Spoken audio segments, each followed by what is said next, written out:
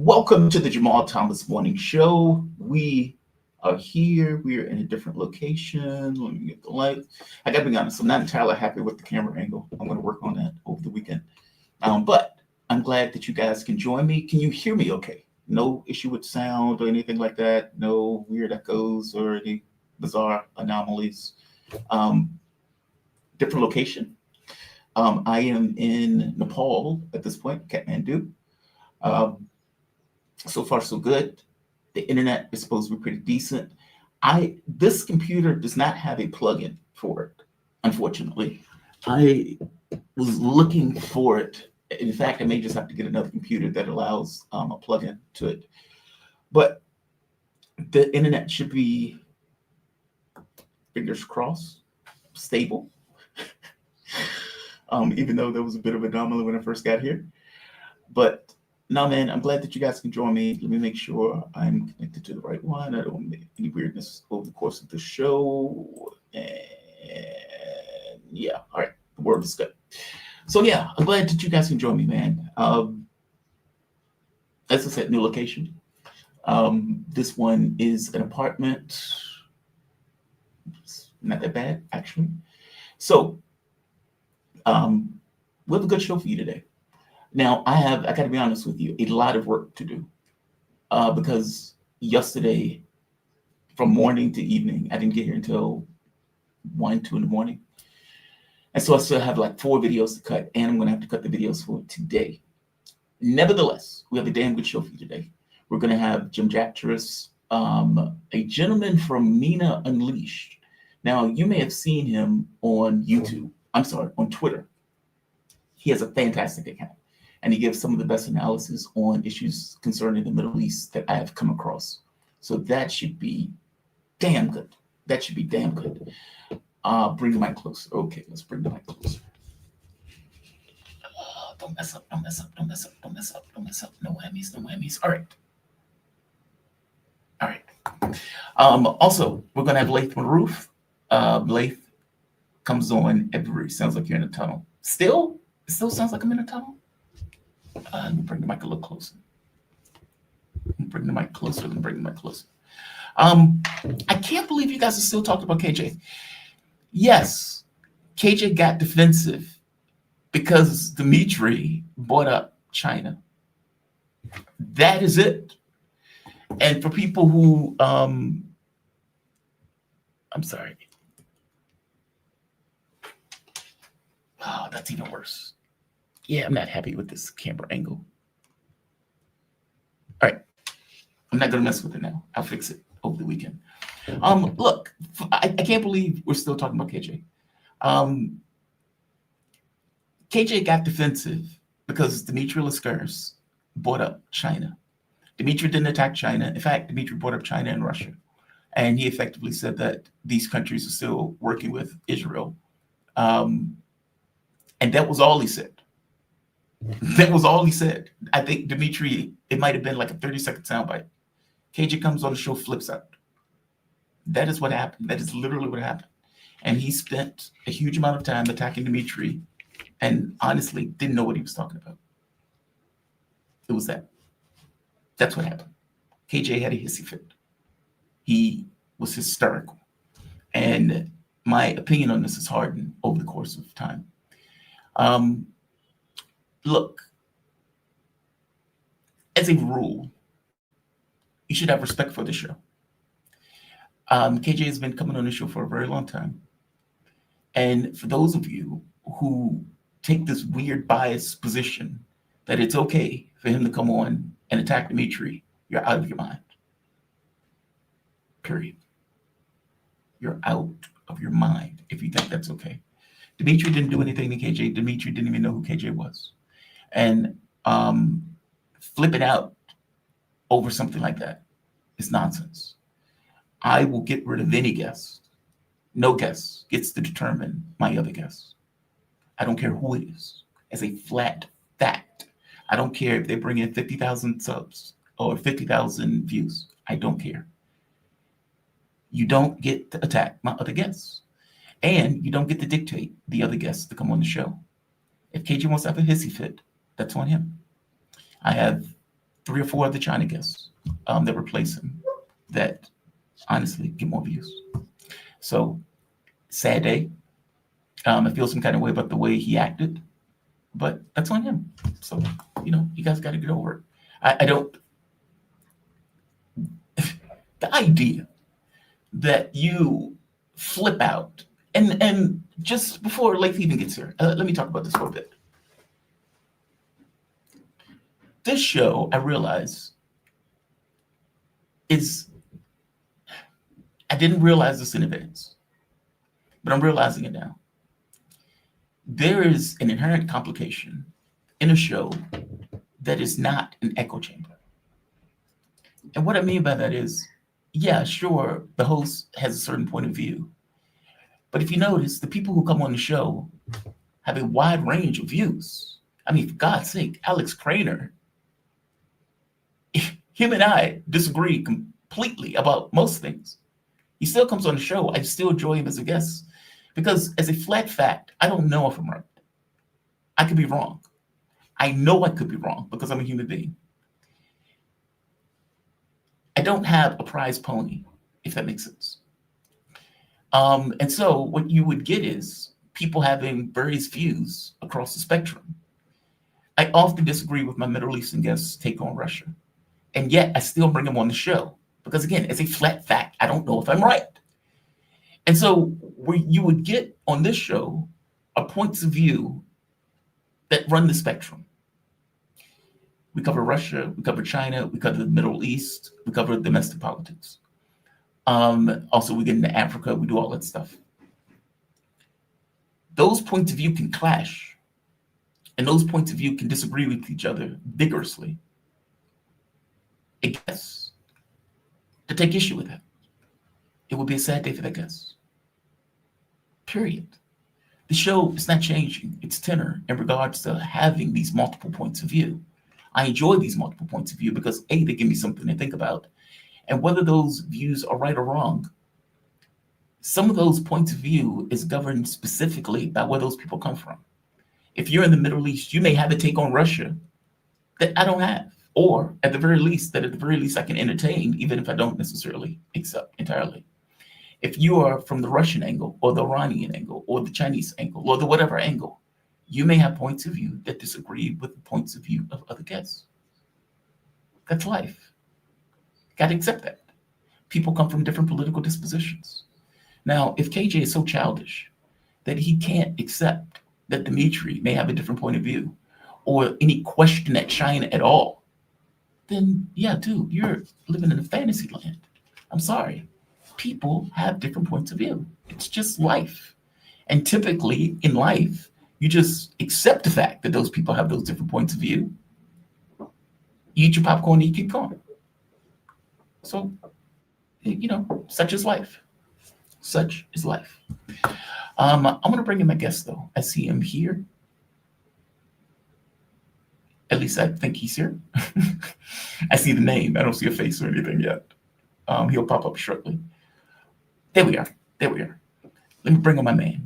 We are joined with the man himself, Laith Marouf. How you doing, Laith? You doing okay today? Yes. Excellent. I see that you changed your location again. I am yes, I'm doing my homeless thing. And I'm in a different location. I'm in Kathmandu. So I'm going to be here for a few months. I have no idea where I'm going next, but for the time being, I'm here. I know. How's the thin air? We said, how's the thin air? So far, so good. The only place I've really had trouble with was Quito, Ecuador. Like where you're so high up in the mountains that you take a few steps and you're like wheezing. That's the only location I've had issues with. And there's a part in Quito where you can go higher up into the mountains. Oh God, that is brutal. That is it really is one of those things where you can only be up there for a period of time. Within a few weeks, your body gets used to it, but Jesus. But so far, I haven't had any issues. And that's why they chew coca leaves. So, yeah, you're right. You're absolutely right. They have there's this very similar thing, and maybe the viewers don't know about this. In Yemen, this shows you how nature provides for you depending on your topography and geography, what you need. So in Yemen, there's a plant called qat, and they also pick the leaves, just like the coca leaves. Yeah. They also have a pouch. They put the leaves in it. And they're working, doing terraced agriculture on the sides of these very high mountains, just like in Ecuador. And there, there is an amphetamine in the qat leaf, just like the coca leaf. And they need it also for the oxygen in Yemen. Luckily, up until now, no white man has taken the qat leaves and created from it some concentrated powder that you can sniff like the coca. Oh God! And then Trump would be up down complaining, "Oh my God, they're sending whatever this is into the United States." They chew it. It's like they go about their day and they just kind of chew it as they go along, and you can buy them in the store and everything else. But so far, I haven't had too much issues here. I walked to the store earlier today. Yeah, it was okay. So far, so good. I thought maybe I'm wrong though. I was thinking as I was walking, I was like, Jesus, man, either I've gotten fat or old. What the hell? It never occurred to me that it could just be higher elevation. But no, man, so far so good. I can't complain. I just got here last night, so. But Laith, always appreciate you. Just to give you proper intro. Laith Marouf, he's an award-winning multimedia producer and media policy law consultant focused on issues of liberation, decolonization from indigenous nations to Arab peoples, and building broadcasting capabilities for misrepresented and underrepresented communities. And of course, you can find him on Free Palestine TV, that is on Twitter, or freepalestine.video. If you're looking at him online, definitely check his content out. Laith has done fantastic work. And every time I look up Laith, you're producing videos. And again, you're the guy on the ground doing this stuff, risking your life in some of these respects, doing it. You always freak me out with that. But you're doing God's work, man. Keep it up. Definitely keep it up. Laith, I wanted to, there is a weird thing that took place over the last few days. So, the Trump administration has been saying very clearly the West Bank will not be annexed. And he says over and over again. And yet, you ended up with a vote that took place while J.D. Vance was in Israel, which is amazing to me. It seems that they're taking opportunity just to humiliate J.D. Vance and Donald Trump. Give me a take on this. What's going on with this? Is this serious? Is this, we are going to do it. We don't give a damn what the United States thinks. Or is this purely just to humiliate the U.S., to make it clear you don't dictate what we do here and we do what we want? What are your thoughts on this? Yeah, while I'm answering this, maybe you should check if your mic is not the one picking up. I think it's the desktop or something that's picking up from you instead of your professional mic right there. So honestly, I looked at this, and in my mind, when I saw this humiliation and Vance's response and the threats from Trump, what came to my mind is the humiliation of Tommy Robinson of the UK, this white supremacist, not even originally British citizen that is leading the kind of British nationalist movement, being toured in the occupied Palestine, and all these videos of him meeting with officials and representatives of the Zionist colony, and they're all humiliating him and talking down at British people in general, right? And this man that is supposed to be the symbol of the resurgence of whiteness in the UK, just bowing his head down and taking the slaps in front of everybody. So it shows you clearly how the Zionists have now come to a conclusion that not only can they genocide Palestinians, genocide Arabs, genocide Muslims in the whole region, and the elite of the West will protect them. They also can make the life of Palestinians, Arabs, and Muslims, and anyone who supports them in Western domains miserable and violate all the internal laws of those countries to ruin people's life or put them in jail, as we see with Dr. Rahma in the UK, who's being hunted down because of her tweets and the abuse of the legal system to try to strip her of her right to be a doctor in the UK, while there is British doctors going down to Gaza, volunteering with the IDF and killing Palestinians and then coming back and not facing any problems, or outright justifying the genocide on their Twitter accounts and social media accounts while being serving doctors in the UK.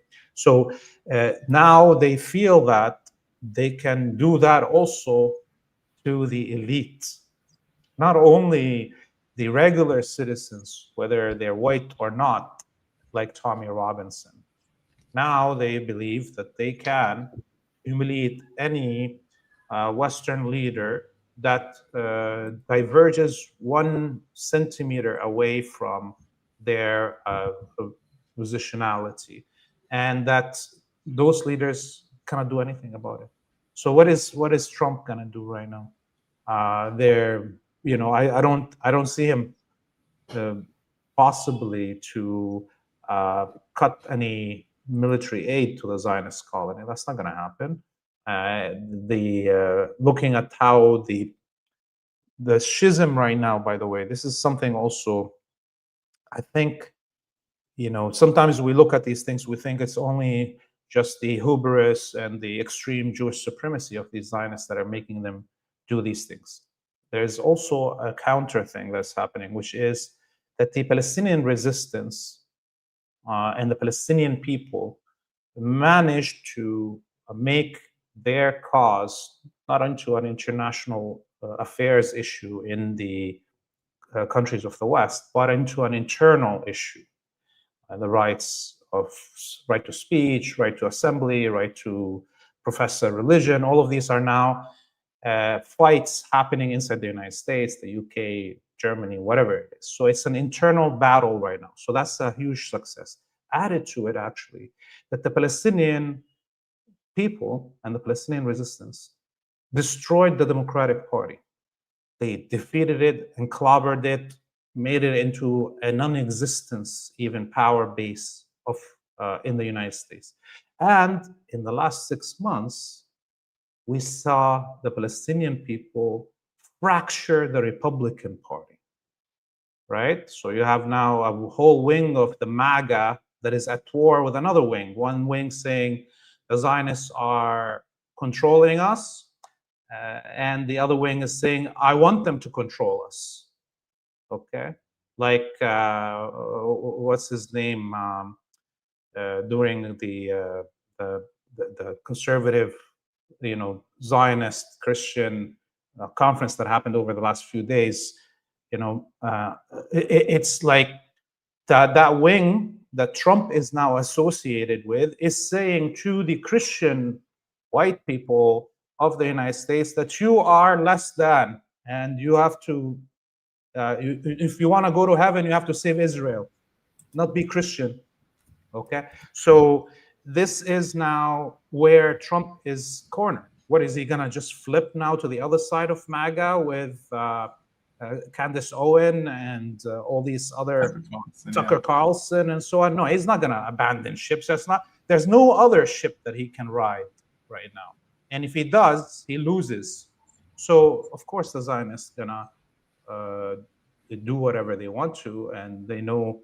This is also part of their reaction to how successful the Palestinians have been in influencing the internal politics of the top of the pyramid of imperial order without spending $1 on the politicians. I saw that clip that you're talking about, by the way, where the pastor comes out and argues that Israel is more important than the United States, that they were chosen by God. And because they were chosen by God, by definition, they're more important even than America. That's a pretty amazing thing for somebody to say outright and say it aloud. And I agree with you on the second front for J.D. Vance. I mean, the reality of it is, what would the U.S. do about it, one way or the other? What have they done up to this point? Even the situation that recently took place, where Israel once again starts bombing, once again starts killing Palestinians, and the U.S. knows that this was bogus, and the best thing that Trump could do is come out and threaten Hamas. That's amazing. Like, is there any line that Israel will cross that the United States won't necessarily go along with them with, or go with them on? Give me your take on that. I mean, do you think there's any limits on this? I think there's no limits. The whole Western Empire made their bed and they're sleeping in it. They're not gonna, find themselves a better prostitute than Israel. I mean, we know they bring them all the underage boys. There's no better pedophilia ring on the planet than the Israelis, right? Yeah. So there's many reasons that these elite stay with Israel. It's not about capitalism only. It's not about supremacy or imperialism. It's even about their sexual habits. Okay, this is a holistic approach that the Zionists have taken to control of the elite in the West. They didn't leave any part of the life of the elite that they haven't pushed themselves into it. Okay, into controlling. So yeah, like how are you going to dislodge somebody that they have, or convince somebody that they have pedophilia videos on to change team? Is Trump or the British royal family, Prince Andrew and others, suddenly are going to be anti-Zionist? It's impossible. So there's that, and we look at how the unfortunately the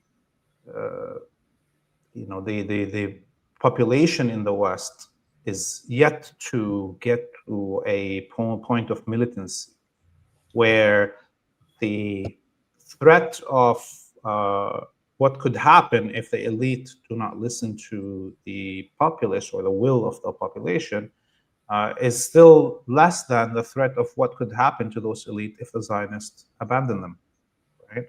So if people in the United States and European countries, Canada and others want to actually have their government change its position in its relationship with the Zionist colony, you have to make the possibility of them not listening to you be more threatening. And up until now, very little parts of the movements of change in the West have understood that or have decided that it's something that they are willing to risk as a confrontation. Is it fair to say the ceasefire has quote unquote collapsed, or even to go further, the ceasefire never existed? Yeah, the ceasefire, as what the word really means, never existed. Yeah.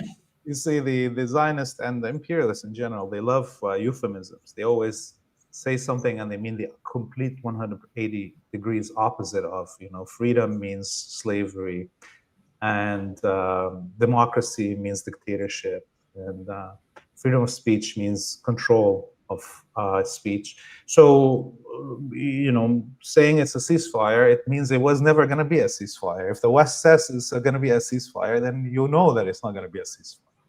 So I don't think this is why the Palestinian resistance agreed to ceasefire or to the exchange of prisoners of war. I think the Palestinian resistance did so because, on the one hand, this takes away a huge excuse that was used in the media, and especially that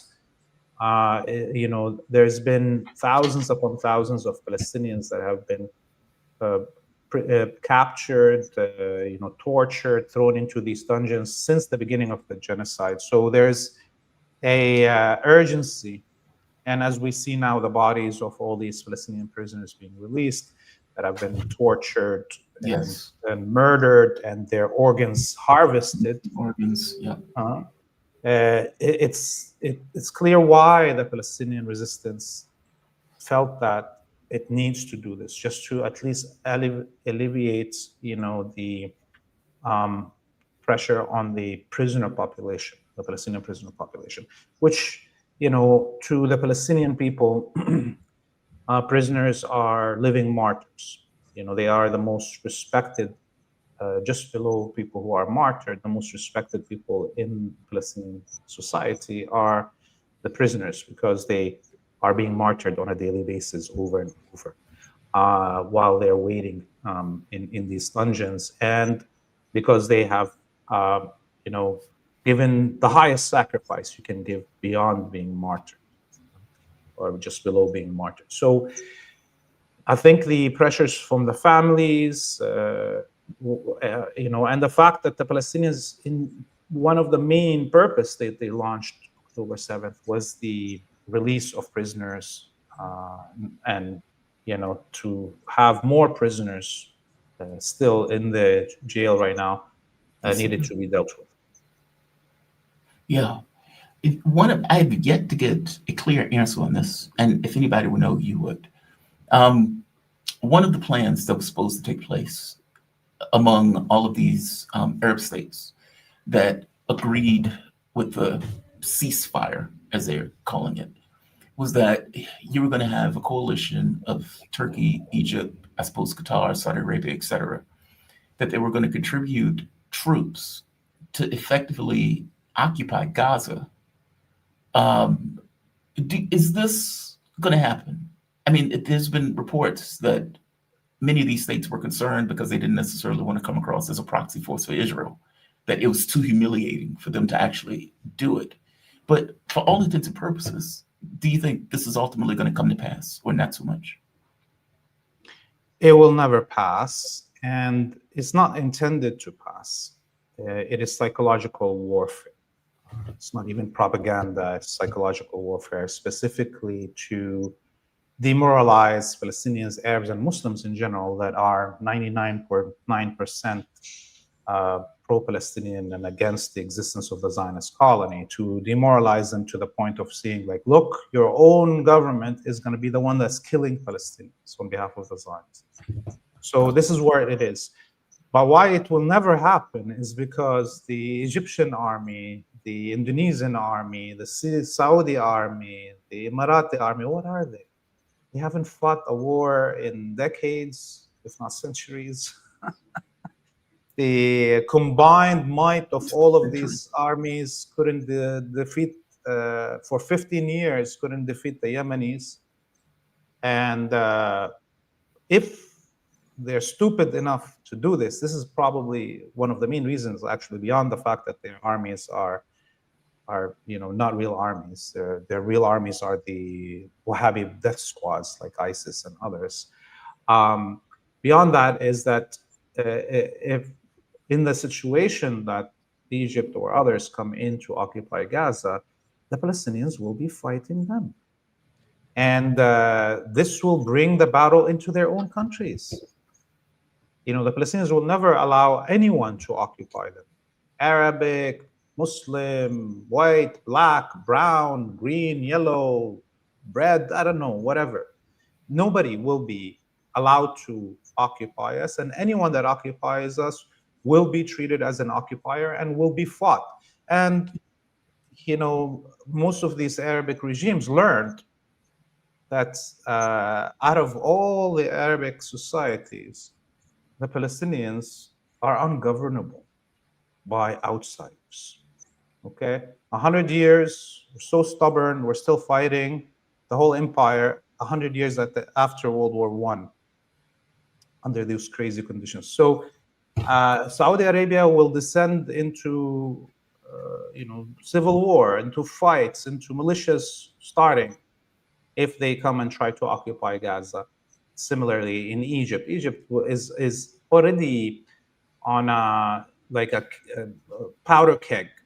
Egypt is surviving by God's will, okay, without violence.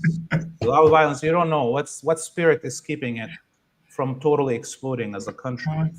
And part of it is just because there's 3 wars around it: Libya, Sudan, and Gaza. And then people are scared of doing anything because of the violence that's going to descend completely on the street. But people are like on the edge. They want to do something.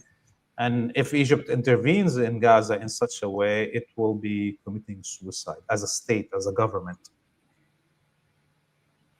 Oh, so your point is those governments risk their own annihilation if indeed they do something like this, just because the populations are so would be so against the humiliated by them, let's say, intruding and working on Israel's behalf in this case. I mean, because for all intents and purposes, part of this deal seems to be that Israel wanted to rest its forces, reload, rearm, etc. And if you get this kind of Arab, I don't even know what to call it, an Arab quote unquote peacekeeping force, the force is never going to attack Israel. Meaning it's not going to be a situation where Israel bombs and kills, let's say, 40 people, and this Arab peacekeeping force goes to war with Israel. It's always going to be against the Palestinians. Or correct me if I'm wrong. Do you disagree with that? No, you're definitely right. It will be an occupation force. It will be like a subsidiary of the Israeli and American occupation of Palestine. So, yeah, like this will, not only trigger internal,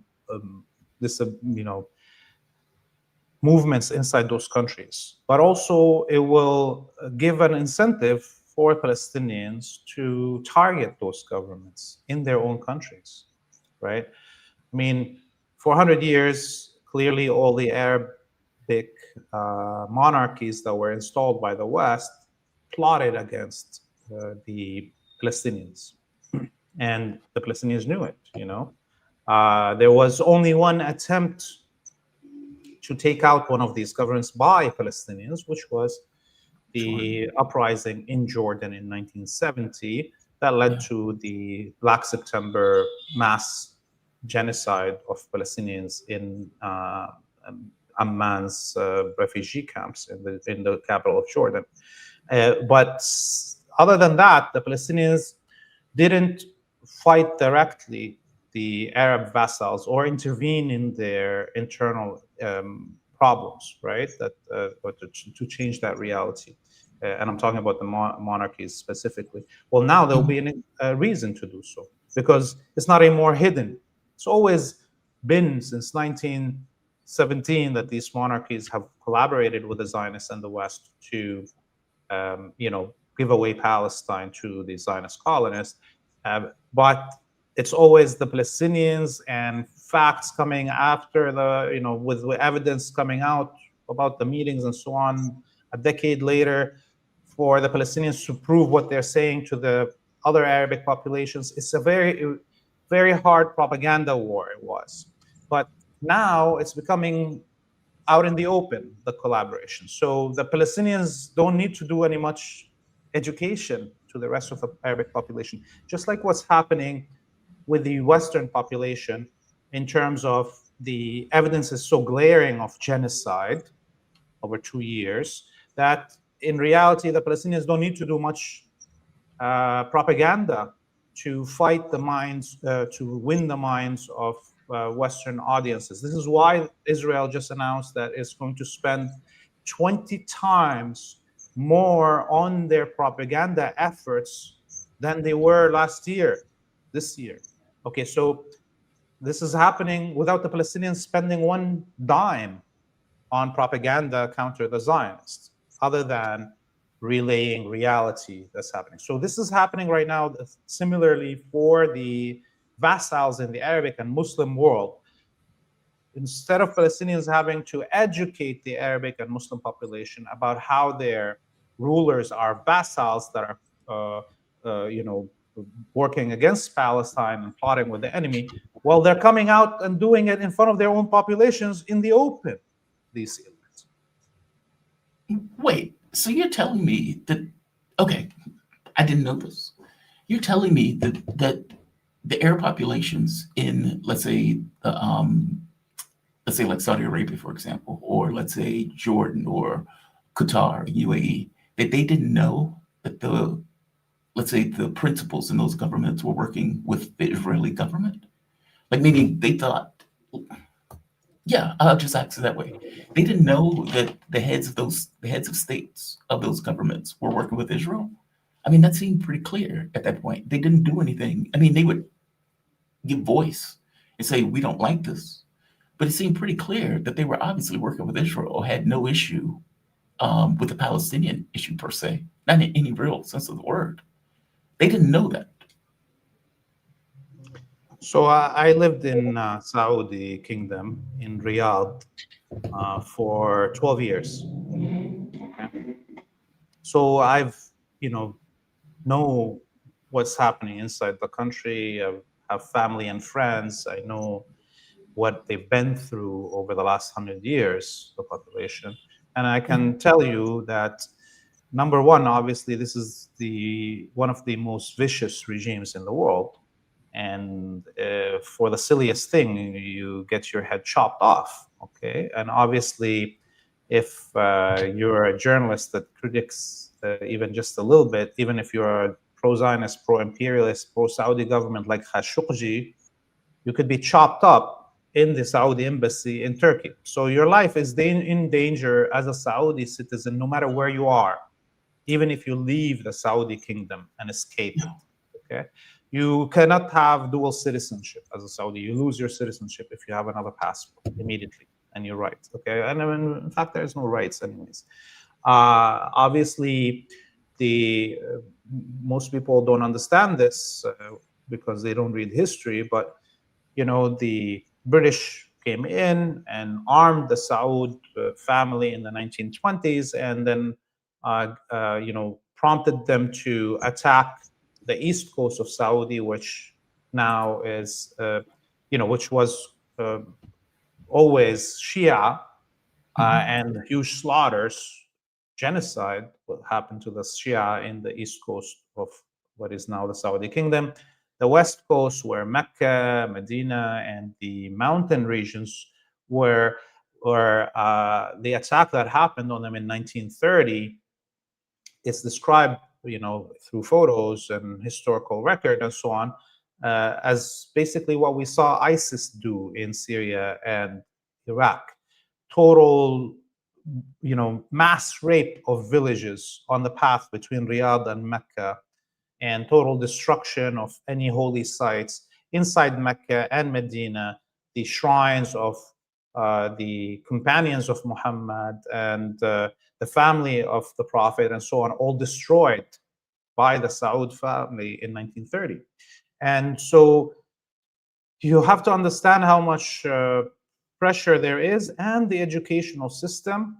It's like, you're sending children to a school that is telling you king is next to God, basically, generations of this.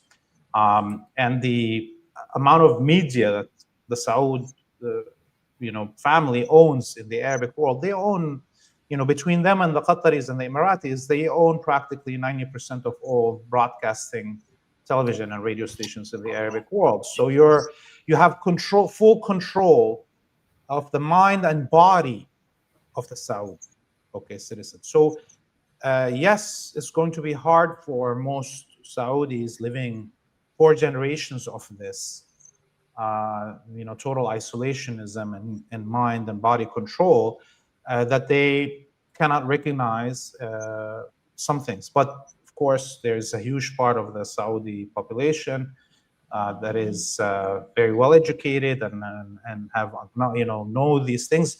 What I'm trying to say is that the majority that may have been always with Palestine, which is true, 99% of Saudis, according to all surveys over the last 2 decades, are pro-Palestine and against Zionism. But that 99%, maybe 70% of them didn't understand the relationship between their rulers and the Zionists. Well, now they're all watching the same streams that we're watching on Instagram and so on. And the whole of the educational system, the carceral body punishment system, and the media empires that the Saud family is loosening. So there is much clearer for anyone who is a citizen of those states what is their governments doing. Interesting. Interesting. Um, I've had guests that have been on the show, and one or two of them have pointed out that Israel has. So it depends on who you talk to. There's this belief that Israel is still gaming to attack Iran. This this doesn't entirely make sense though, and I want to get your take on this. Ultimately, the first time around, Israel seemed to have just put everything on the threw everything against the wall. I mean, they activated the people who were in the country itself. Those people were destroying some of the assets that Iran had for defense. Okay, well, those people have either been executed or kicked out of the country. So that is no longer the case. And from the standpoint of the military armaments, Iran has been building up the military armaments and, let's say, working with allies in order to beef up their security and their defense, especially around some of the weak areas that were there prior.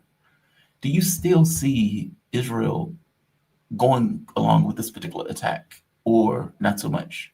Give me your thoughts. It's hard to judge where they are going to attack, but we have a few things that came out as facts in the last few days. Was one of the leaders of the intelligence committee in the Iranian government came out and said that 40 somewhat intelligence services from around the world participated in the war on Iran, and that it was a hybrid war that not only had the goal of regime change, killing all the leadership and so on, but also the balkanization. So they had a much bigger plan than people thought. And of course, all aspects of this plan failed, not only the military and or intelligence, but the total decapitation and or the fragmentation. All of those goals failed. Right. Now, I think the indicators that we have about Israeli preparedness for a new war hint to a possibility of attack on Lebanon and or an expansion in Syria. For the last week, the Zionist military has been conducting exercises in the Golan Heights and the new areas that they occupied in Syria, south of Damascus. And people here in the south of Lebanon can hear the explosions and so on. We read a few reports from Zionist media talking about how these units were, thrown into this exercise without knowing what's the scenario that they're playing out on purpose. That in the middle of the scenario playing out, new surprises were thrown at them. That part of this exercise was to mimic the possibility of Hezbollah invading Naharia, which is the large resort city in the north of occupied Palestine, the closest one to the borders with Lebanon on the coast, that a combined air, sea, and land invasion by Hezbollah, and that while this is happening, some other attack comes in the Golan Heights and so forth. So clearly, the Israeli military is not preparing for an attack on Iran, or at least it's pretending that it's not. Right. It's giving a lot of signals that it's preparing an attack on Lebanon and or on Syria, not on Iran. Now, I don't think anyone in Iran should sleep easy, and the Iranians are not believing any messages that are coming through the Zionists, for instance, where President Putin or Lavrov sent their messages saying the Iranians don't want a new war. The Iranians are not believing that. They're preparing for a war anyways. And if there is a war on Lebanon, an attempted invasion, I don't think Iran will just sit and watch. So there is a big possibility that even if the Israelis do not attack Iran initially and they attack Lebanon, that Iran will intervene, because this is a crucial, the survival of Hezbollah and the survival of Lebanon as a whole. is a crucial national interest of Iran. It's also a crucial national interest of the Palestinians, right? It'll be the last bordering peoples that are still resisting the Zionists that are on border with Palestine. With the fall of Syria and the collaboration of Jordan and Egypt, Lebanon is the only country that is adjacent to Palestine that is resisting the Zionists. So it cannot be allowed to happen. And so we may find ourselves in a new Iran Zionist colony war, even if it's not initiated as such. Iran has been pretty reluctant, though, to make any kind of attack against Israel when they weren't directly engaged. I mean, it's a thought that at some point wars come in one way or the other, in which case any attack on Lebanon, Iran has to get involved in order for its own domestic security situation. Is that the thinking behind it? Yeah, I mean, look, the overall strategy of the axis of resistance over the last 2 years has been a war of attrition for two reasons. One, you don't want to have the whole West come together, as happened almost after October 7th, to nuke the hell out of the whole world. Okay. And you also do not want the Israelis to start a nuclear war. Okay. So you can't just clobber them into non-existence in one session. That will prompt either the Israelis and or the Americans to use a nuke. That's the truth. I think maybe Iran getting a nuclear weapon will end the possibility of a Samson option where Israel blows up the whole world as it's collapsing, right? There'll be a mutual destruction situation.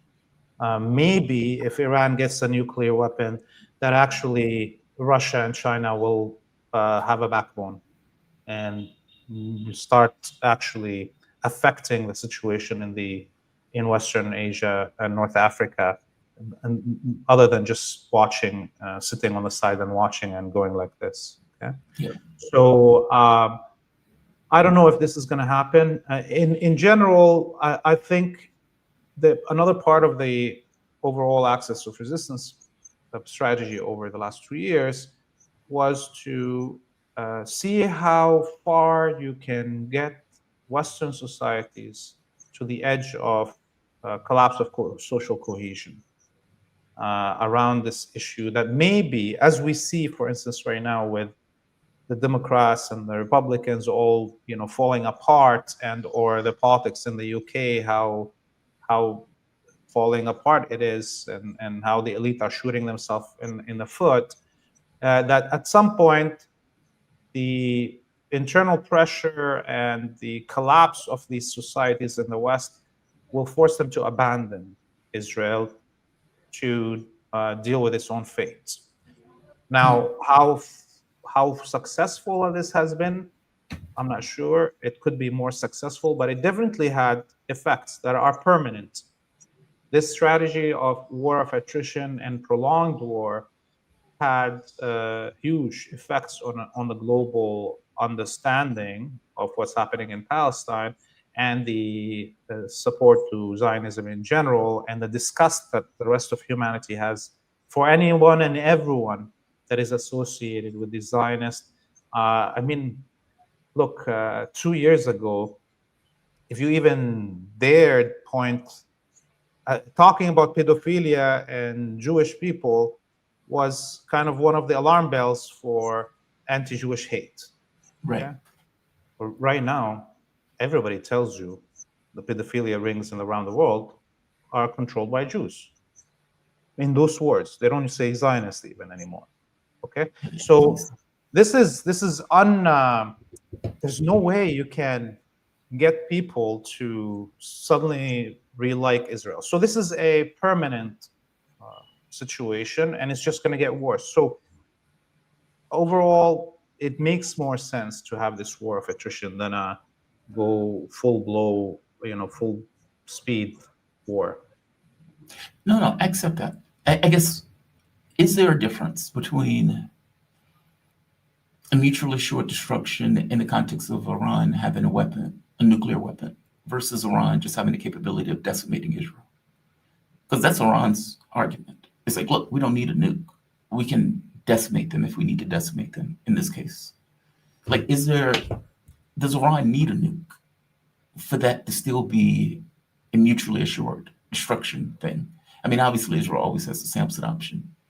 And the belief or the concern was always, right, if Iran pounds them, even you make that argument, right, that if all of these forces went after Israel at once, Israel may be inclined to use a nuke. I guess my thing is, though, if Iran is capable enough militarily to do it without a nuke, is there a difference in this case? There is only one difference, and that is the effect of that on other major powers in the world. If Iran has the nuke, if Israel attacks it with a nuke, maybe Iran will attack somebody else, not only Israel. Maybe it will attack those who gave the nuke to Israel, like the French, like the Americans.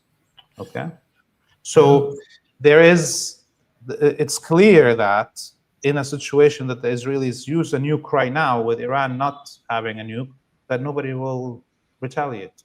Not the Koreans, not the Chinese, not the Russians. Nobody will, and the Americans will be like, "Whoa, best bomb ever." Okay. So having a nuke, Iran having a nuke, is not about threatening Israel. That would be fine with also ending its existence if it takes out the whole world with it. But it will threaten the existence of those who back the Zionist colony, and it may prompt those elite in the West to strip Israel of its nuclear weapons, so we don't get to the total, assured,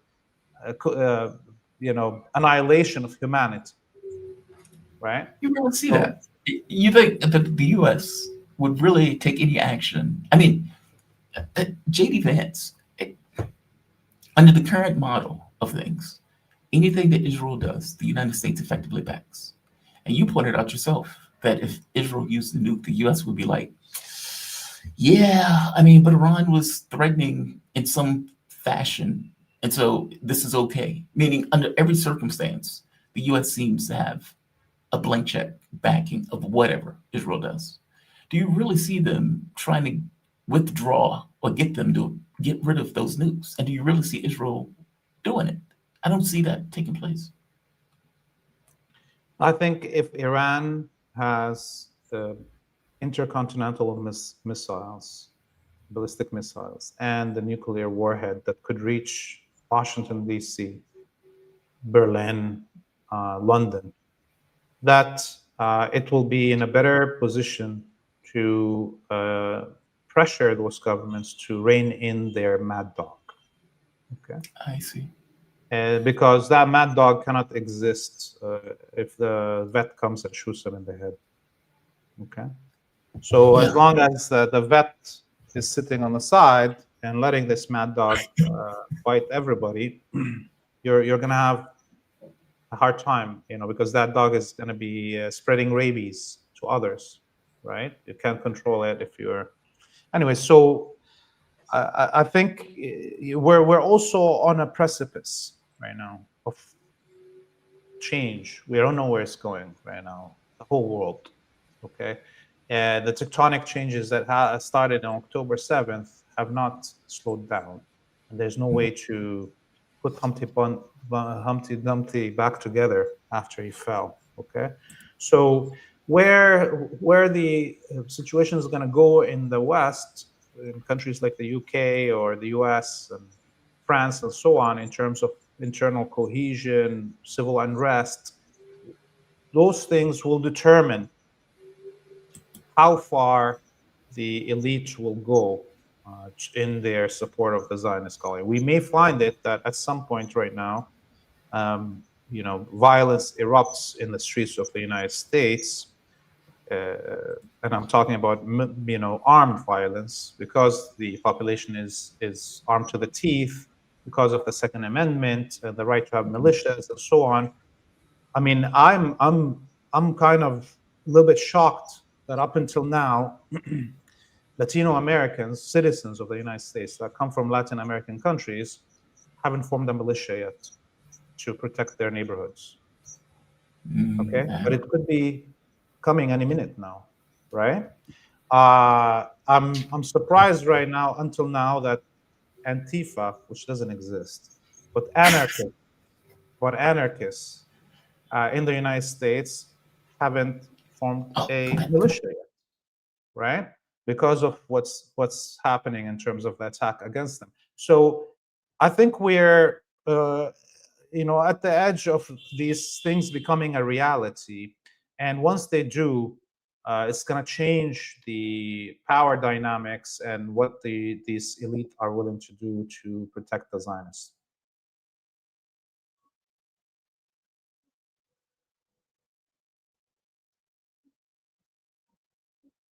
Your internet, you're stuck.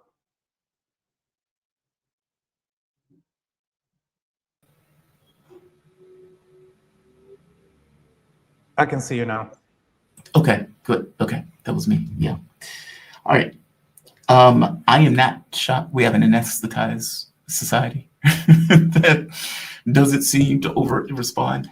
I will give it to you, though. We are responding more now that Trump is putting military on the ground and sending these goons in all of these different locations. What took place in New York the other day was a really good sign of people responding to that stuff. But we'll see then. Laith, yeah, my appreciation, man. Always appreciate you joining me. Laith Marouf. He is award-winning multimedia producer, policy law consultant. You can catch him on Free Palestine TV or freepalestine.video. Laith, is there anywhere else that people can find you? I just want to make sure. Yeah, you can find us on Instagram at free.palestine.tv. You can find us on Rumble, on Telegram, and on Substack. Would really appreciate any donations. We are, totally demonetized on all platforms, and we're 100% donor-driven content. This is where we make our money to cover the expenses of the content. And just, although it looks very well produced, the content, we have hodgepodge of equipment. Me and Hadi and Rabia, all of us, put together our cameras and stuff like this that we have. It's all our personal equipment. So, we've got 5 different cameras for the shoots that we do for Wartime Cafe, and it's really hard to edit content coming out from, all these different cameras. So please donate. It will help us, update our equipment and cover our costs, and even the travel. It's a huge cost for us. freepalestine.video is the website. Thank you very much, Jamal, for having me again. No, man, thank you. And definitely check out his work. He does fantastic work. I see you all. Laith is all over the place in regards to the locations. And again, he puts his life on the line in order to get these stories out. So, Laith, keep up the good work, man. Keep kicking ass. Thank you for this. All right. Let's go to a new guest. I've been excited to have this conversation. This is I just want to give him a good bio. Ahmed Omar, host of Mena Unleashed on YouTube. I'm sorry, Mena Unleashed on Twitter. He does fantastic work. His analysis is just spot on, especially on Middle Eastern conflicts. He's an expert in political economy who works as a consultant with governments and IGOs. Ahmed, welcome to the show, man. Thank you for joining me. Oh, wait, I can't hear you. Mike. Thank you so much for the introduction and for having me. No, man, you have really good analysis. And I was excited when you told me that you was willing to come on. You wrote a post And just so the audience can see what I am looking at, I don't want them to be in the lurch. Right here, Mena I got Unleashed. many posts. So which Yeah, one? you're right, many points. But your analysis is very good, which is why I'm glad you could join me on this. And you were having a conversation about basically the aftermath of what is taking place in Gaza. Basically, like what is to come, what is the expectation to come, or at the very least, what is the ideas that people are coming up with. And you pointed out, you said yesterday the EU made one of its largest financial contributions to Egypt, $7.9 billion to secure Cairo's complicity in the Trump peace plan, in quotes, and the disarmament of Hamas. Now, many of the people that I spoke to would say that there is no way that those governments, be it Egypt, Indonesia, Saudi Arabia, Qatar, that these governments were really going to create a military force to put onto the ground. And some of the reporting came out that these governments were concerned that they would be seen as effectively being a military for Israel, which is deeply humiliating, as you can imagine. But as you point out, with the amount of money that they're effectively giving Egypt, Egypt has all sorts of domestic issues that Egypt is having difficulty dealing with. This money is going to go into their coffers. It's needed by Egypt. What is going to be the effect of this? I mean, will this money really compel Egypt to get more involved in, let's say, the after effects, this kind of disarmament of Hamas and this kind of whatever is to come next post-Hamas governance? That's assuming they even get to that point. Sure. Give me your thoughts on this. Sure. Well, obviously, thank you again for hosting me, and I hope that you will find my contribution useful and your audience as well. So I think an important thing to highlight here before I kind of delve into the specifics of the question is that we have been here before. This is not the first time this has happened. Pretty much in every single kind of historical junction that Palestine and Israel have had sort of like a major kind of event, whether that be the Oslo Accord, the 2008 war, the 2003 war, the 2014 war. In every single kind of historical junctures, there's been always this sort of debate, multilateral work, trying to establish a donors mechanism, and that donor mechanism is supposed to somehow to be linked to some political process which would ultimately lead to a Palestinian state. If you recall, after 2008, there was a huge also Egypt-sponsored reconstruction conference, which promised Hamas, if I recall correctly, about $6 billion, if not $8 billion at the time, in exchange for them disarming, believing in the Oslo Accords and submitting to the Oslo Accords and becoming part of the PA forces. So what they're trying to do here now is sort of like trying to revisit or trying to rework something that hasn't worked in the past. That is to establish an international governance mechanism, which would be essentially in charge of Gaza administration instead of Palestinians administering the strip themselves or other more, friendly organizations like the UNRWA. But even the notion that Egypt will be part of this armament, be part of this political transition and process is a bit elusive, because also I believe the Israelis have their own version of this. They believe that they themselves should be the coordinator of how the transaction ultimately happens on the ground. If you recall, there was some official remarks by U.S. officials in a couple of days ago saying that the reconstruction money will ultimately be spent in the area that Israel control, where Hamas doesn't exist. So effectively, we're looking at this small strip of land that is being disputed by so many countries, and each is trying to influence them. A side, which is sort of like the eastern side, is divided and controlled by Israel, and it has militias and clans which are loyal to Israel, funded by Israel, and sort of sponsored essentially by the IDF. And that's the side that the United States and Israel want to work with. They don't want to work with UNRWA. They don't want to work with the EU. They don't want to work with the Egyptians or the Arabs. This is, not something they are willing to do.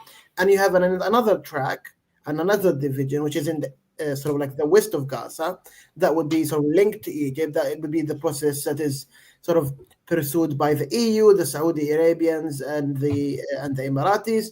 And the goal would ultimately be to divide Gaza into two realities. And the reality that wins ultimately will be the reality of Gaza.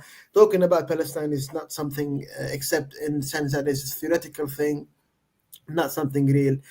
And Egypt ultimately, I think, in its vision, sees this as good politics in the sense that they have politically succeeded without engaging in war or in circumventing Israeli plans for Gaza. Would that has be like straight, kind of like this expulsion of people and complete occupation of the Strip. That has kind of been stopped politically, at least, not militarily.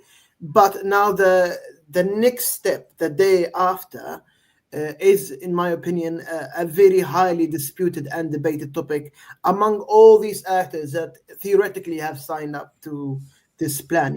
Indonesia and Pakistan, for crying out loud, are signatories to this. But wait, how does this work, though? I mean, for all intents and purposes, Israel is still occupying parts of Gaza. They're still murdering people on the ground on a daily basis. They're still withholding food trucks. And for the U.S. to say, okay, Witkoff and Kushner recently in an interview mentioned, yeah, we're expecting $40 billion. Okay, but as you just pointed out, they're talking about $40 billion in areas that are effectively occupied by Israel. So it's not like the Israeli military is leaving anytime soon. No, not particularly. And also the nice parts of the land are the ones by the sea.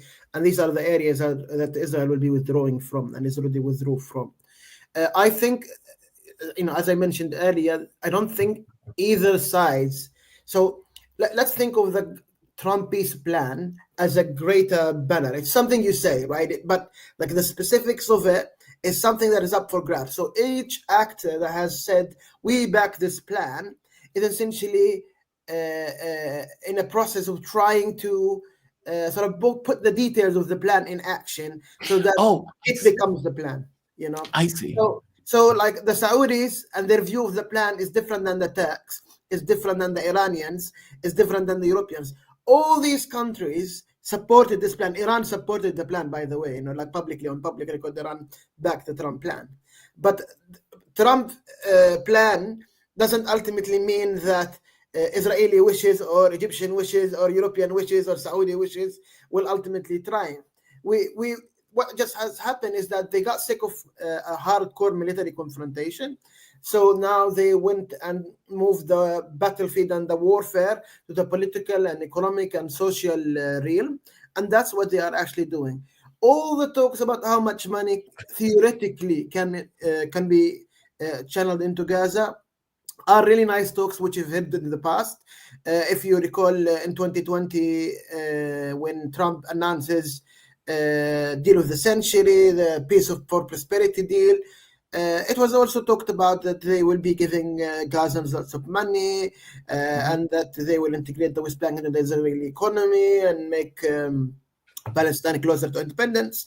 Realistically speaking, as you and the audience have monitored over the past years, Israeli settlements have increased.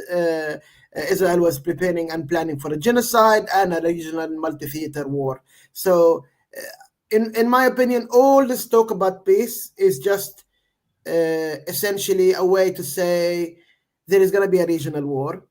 And because we don't have an answer for Gaza, because we don't have an actual solution for Gaza that will satisfy all these different actors who have different perspectives and different views on how this kind of should play out, I think what the United States is saying that if you support my regional agenda, if you support my approach to things, you will ultimately win in Gaza.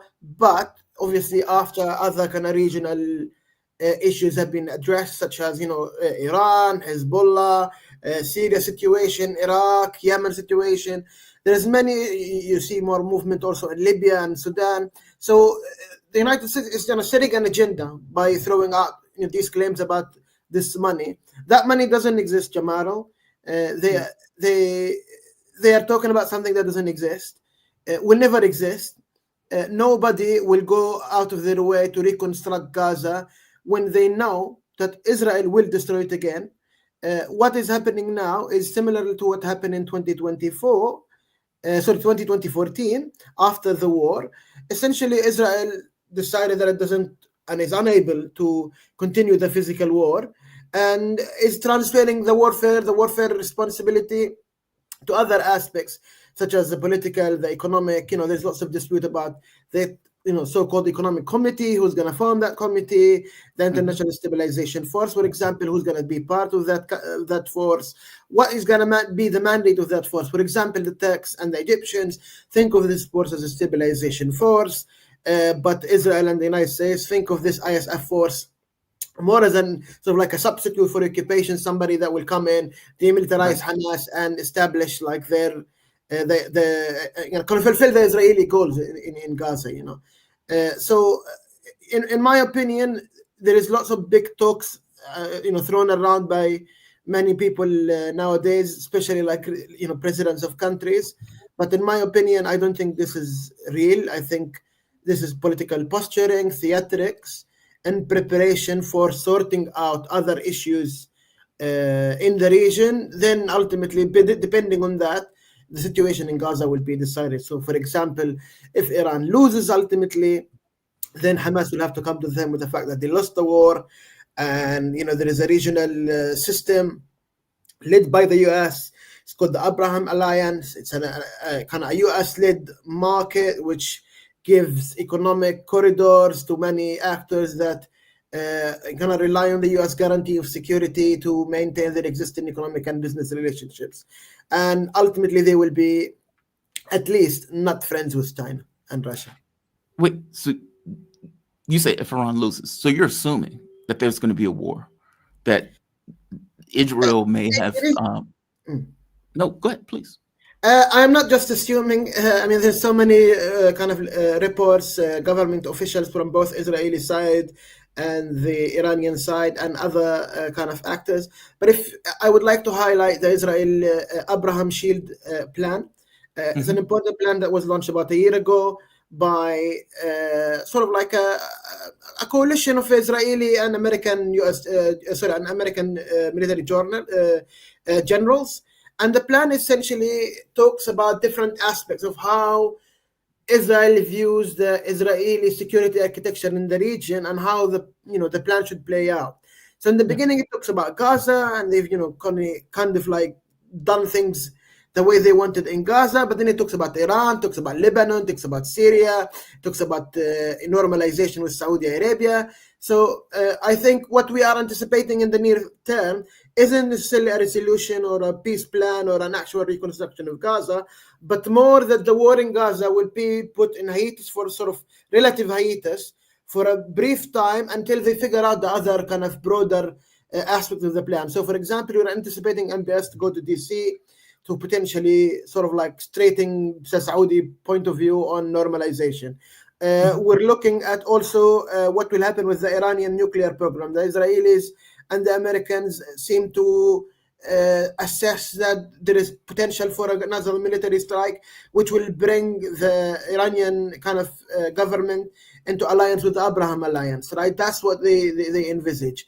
We also have about we need to see what happens with the Houthis and Hezbollah. So Israel, and the Saudis have been supplying more weapons recently to Houthis opposition in Yemen and Sana'a, and trying essentially to try to militarily turn the balance against them, because ultimately one of the reasons why the Houthis could blockade Israel is because they have quite strong control on the ground about their territories, which allows them to spread out their manufacturing facilities, their attacking sites, which enables them to be kind of strongly resilient vis-a-vis the US restrictions.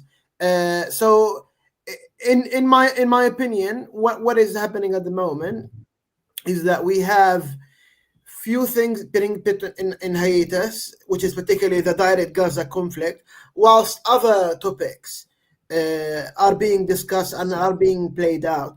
I particularly found it of interest that Indonesia and Pakistan became part of the Abraham Accords, just like this. Yes. And they didn't even tell anybody. They didn't even tell their own people, Pakistanis and Indonesians don't know that their leaders have essentially said, we'd like to be part of the Abraham Alliance. And essentially to be in bed with the Israelis. That's not an issue for us. The Indonesia thing was weird, because if you remember, the prime minister of Indonesia goes to Trump and says, I feel insecure. Effectively, we have security issues. Now, this is immediately after, of course, all of the protests were taking place all throughout Indonesia. Yeah. And obviously, there's a belief when you see a protest that has this kind of ring of color revolution to it, especially when you look at Nepal and you look at some of the fires that were set in some of these other countries. It is very strange that he goes to Trump and said, "Can I talk to your son?" Well, obviously, talking to his son is, let's make some kind of fiduciary connection that will give me some kind of influence within the context of your administration. But it was the way he said it, though. He was like, "I feel we have security issues. Yeah. I feel insecure. Can I talk to your kid?" I think this scenario played out so many times in the region and around the world. We already know, that not only that the US does this, but many other countries as well do this when they believe that they can pressure an adversary or a potential ally or a potential friend, because they believe they can use that to get some political concessions and Right. issues they can concede on. So, for example, the same thing happened with Algeria and Morocco, right? Just in the past couple of months, we've seen many more demonstrations happening in Morocco and happening in Algeria. But the reason why they're happening isn't being particularly discussed politically, but I do believe that it has to do with the political maneuver that the United States is trying to do there with related to Sahara and the peace there. Because as you can probably notice that there's been lots of movement there, and I believe they're essentially trying to do this. Back to our context in the Gaza context, I believe definitely this has to do with political stability concerns. In the context of Indonesia and Pakistan. As you saw, there is a bit of kind of social unrest in the region, and they foresee that the United States ultimately may try to pressure their government, their economies into making concessions, and hence they are trying to preempt that. But I think another important thing that is playing out, which is overlooked here, is that India and the US relationships have worsened in the past couple of months.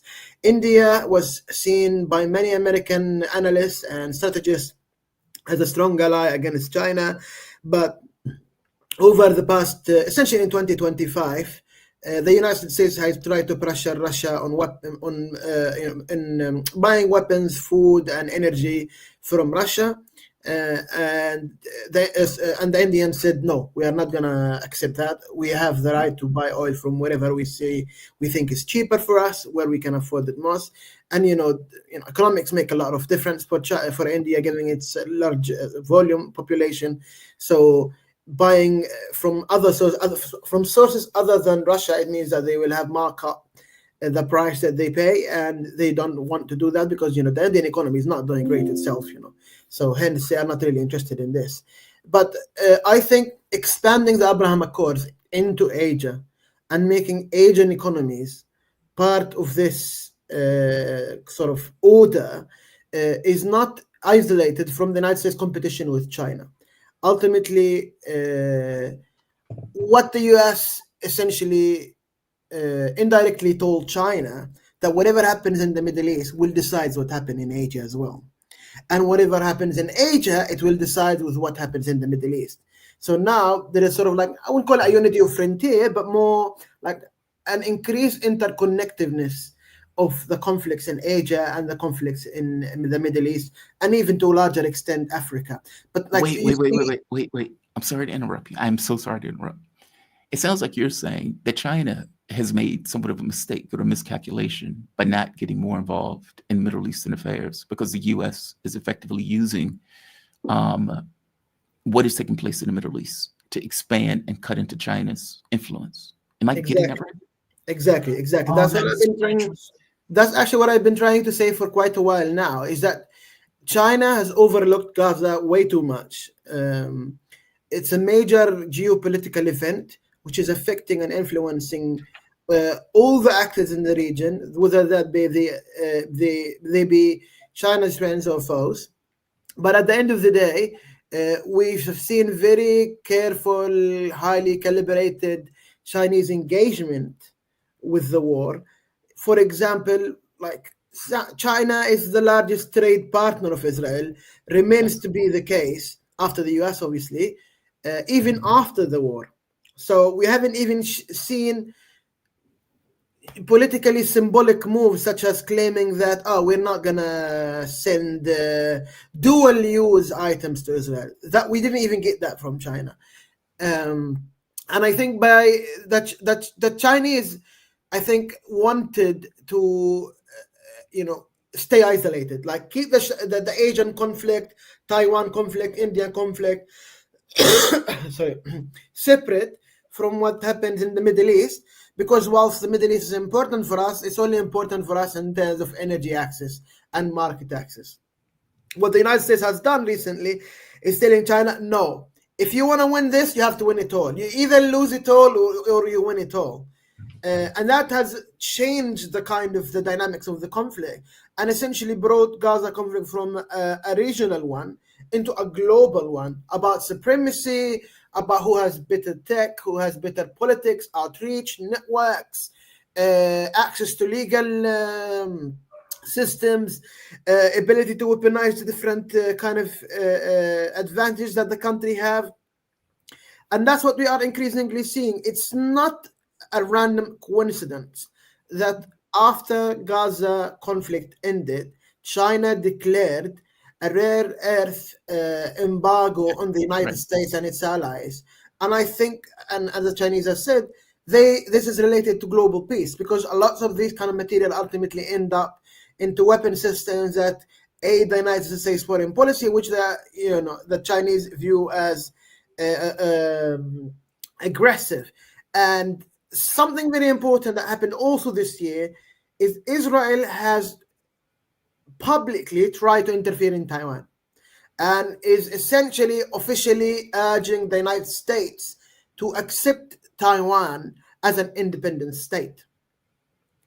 For China, another element, and this is related to conspiracy theory, but we're seeing more Chinese discussion around this online, is the money and the finance. That we are seeing that because of the strong link between Jewish families and many financial institutions in the United States and the global economy, many in China are viewing Israel in a hostile way because they view that the US is in a constant financial war against China. Hence, they view themselves as also victims of this global Zionist, Israel imperialist kind of conspiracy. And this is increasingly becoming a stronger sentiment in China, especially since the war, as they see the escalation between the both countries taken to not just economic elements, but also political elements. We are seeing it in public record that that the Israelis have advocated for Taiwan and Taiwan independence, and we are seeing the Chinese government retaliating against Zionist churches in China, which is something that has been in the news in the past couple of days. So we are clearly seeing that the honeymoon between China and the Jewish community is narrowing down. Nonetheless, I think China lacks a strategy to deal with that, with these issues. So realistically speaking, you can't say, okay, I don't like Israel policy, but then at the same time, I also discourage all the counter policies in the region. When there is like a social movement in Egypt, I don't support the revolution. When there is political regime somewhere, we take a side that is with the counter-revolution. And I think the Chinese have to make a decision now. They have to take the Middle East seriously. They have to take the stability and the future of this region and the politics and the architecture that is being formulated as we speak as critical and detrimental to the future of China. This is not a domestic issue to the Middle East. This is not a domestic issue to China. The globalization of economy, technology, warfare, politics, ethics, morality is making the world a one village, whether we like it or not, for better or for worse. And the traditionalist thinking that I can just sit on the side as a great power and do nothing in the Middle East, hoping that this will mean stability in Asia, this no longer works. This is just wishful dreams, and escalation in the Middle East, or peace in the Middle East will affect Asia and vice versa. And I think we have to see more like China, and also more broadly a BRICS expanded strategy, realistic strategy, in terms of how they view the future of Gaza, because it's obviously the door for how things play out, but also more broadly how the global relationships will have to be formulated around either Israeli politics or Palestinian politics. Great point. Oh, that is a great point. And it's a point, we're going to have to close it, but that's a point that I have not heard many people make. Like, for all intents and purposes, China seem to believe that they could just kind of, well, we don't want to get involved. We'll continue our trade. We'll say that we don't like the genocide, but we'll continue our trade, dual use items or otherwise, and we'll just stay out of it. As if the Middle East was this kind of glass vase or in a box or something. And it sounds, your point is that's not the case. That the way that the United States is effectively engaging this is also now dipping into Asia with this kind of Abraham Accords. China can't necessarily stay on the sidelines if indeed it wants to ensure its own, let's say, economic integrity. I'm going to have to bring you back because we're going to have to dig further into this. Thank you for this, man. Ahmed Omar, he is host of Mena Unleashed. Check it out on Twitter. They are fantastic. As regard to Outlet, he is an expert in political economy who's worked as a consultant with government and NGOs. Got to bring you back, man. This wasn't long enough. Thank you so much for having me. I really enjoyed my participation, and I hope. No, man, thank you for this. I will definitely try to bring you back, hopefully next week if you're available. But we'll touch base. Thank you for this. Thank you so much. Cheers. Be safe. All right. I am going to go from one great guest to another great guest. We are joined, yes, supposed to be NGOs. We are joined with Jim Jatras. How you doing, Jim? You doing okay this morning? Howdy, Jamarl. Everything's great. How are you doing? Good. I am doing good. I can't complain. So far, so good. Jim is a former U.S. diplomat, policy advisor, and analyst for Republican leadership in the United States Senate. Jim, the Republicans are not listening to your leadership. Jamarl, they never did. You know what it is? Looking at you this morning, I was thinking what I needed was a hat. If I had a hat, maybe they would pay more attention to me. Men in hats, man. Men in hats. No, man, I'm really glad to have you. I really am. There is so much that have just kind of popped on the marquee on the last few days. The Budapest summit is off. I imagine Donald Trump didn't see the point in going to Budapest for Putin to tell him no again. There's that. And it seems that Putin has gotten a little bit more serious. And I always say Dmitry Medvedev is the guy who, I think he's the honest voice. Putin is the diplomat. But I think Dmitry Medvedev is the one who's actually telling you what is taking place in regards to the thinking in Russia. I don't think these guys are, I don't think he's going rogue. I think all of them are speaking in one voice in this case. And whereas Putin has made this point saying, look, the sanctions are not going to affect us at all. If anything, you're going to increase the cost of gas, which is going to increase the amount of money that we're getting. So we don't really care about your sanctions. On the other point, he made the point of saying what I strongly suspect he told Donald Trump behind the scenes when the Financial Times is reporting that effectively Trump told Zelensky, Putin says he will destroy Ukraine if you don't accept his terms. Well, Putin came out and said, look, if you put out the tomahawks, our response will be overwhelming. Now, this piggybacks with Dmitry Medvedev, who effectively said the United States is an enemy, and all of these pretense can now go away. And in fact, let me find his exact statement. But before, as I pull up his exact statement, give me your take on that. Do you see it in those terms, that this is finally Putin putting down somewhat of a clear signal, like this is unacceptable? You may have ended the Budapest summit, but this tomahawk stuff is off the table. Give me your thoughts. It may be, but remember, we were here with this before. I'm trying to remember when it was with Joe Biden, when there was another system that Biden was going to authorize for deep strikes into Russia.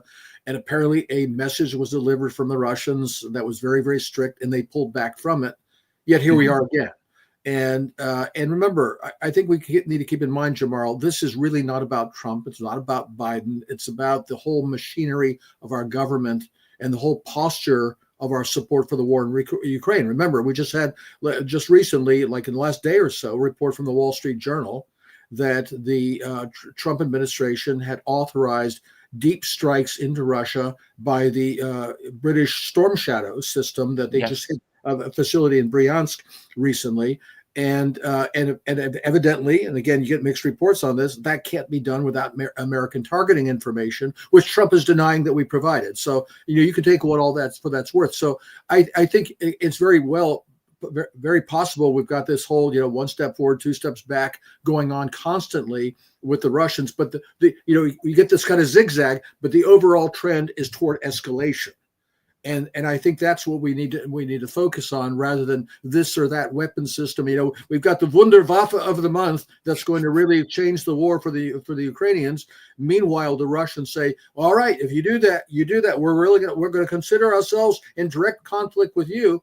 Well, hell, they've been in a direct conflict with us for years now, and are still then only pounding Ukrainian targets, not anything directly related to the countries with which they say they're at direct war with. So, I can believe, that Putin delivered a fairly stern private message to Trump, and Trump took that seriously. But I don't take seriously necessarily that, okay, all bets are off now. The Russians realize they're at war with us. There will be no more escalation from our side. I think there will be escalation from our side. And I think the Russians will continue with the tendency to say, well, we don't want to escalate too far, so we're just going to hit the Ukrainians harder. Although they're not going to be doing anything to the Ukrainians that presumably they wouldn't be doing to win this war in the first place if their goal was a military victory, which at this point maybe it will become one, but it doesn't seem to be that that's their goal so far. That their goal is still, as far as I can see, pedagogical.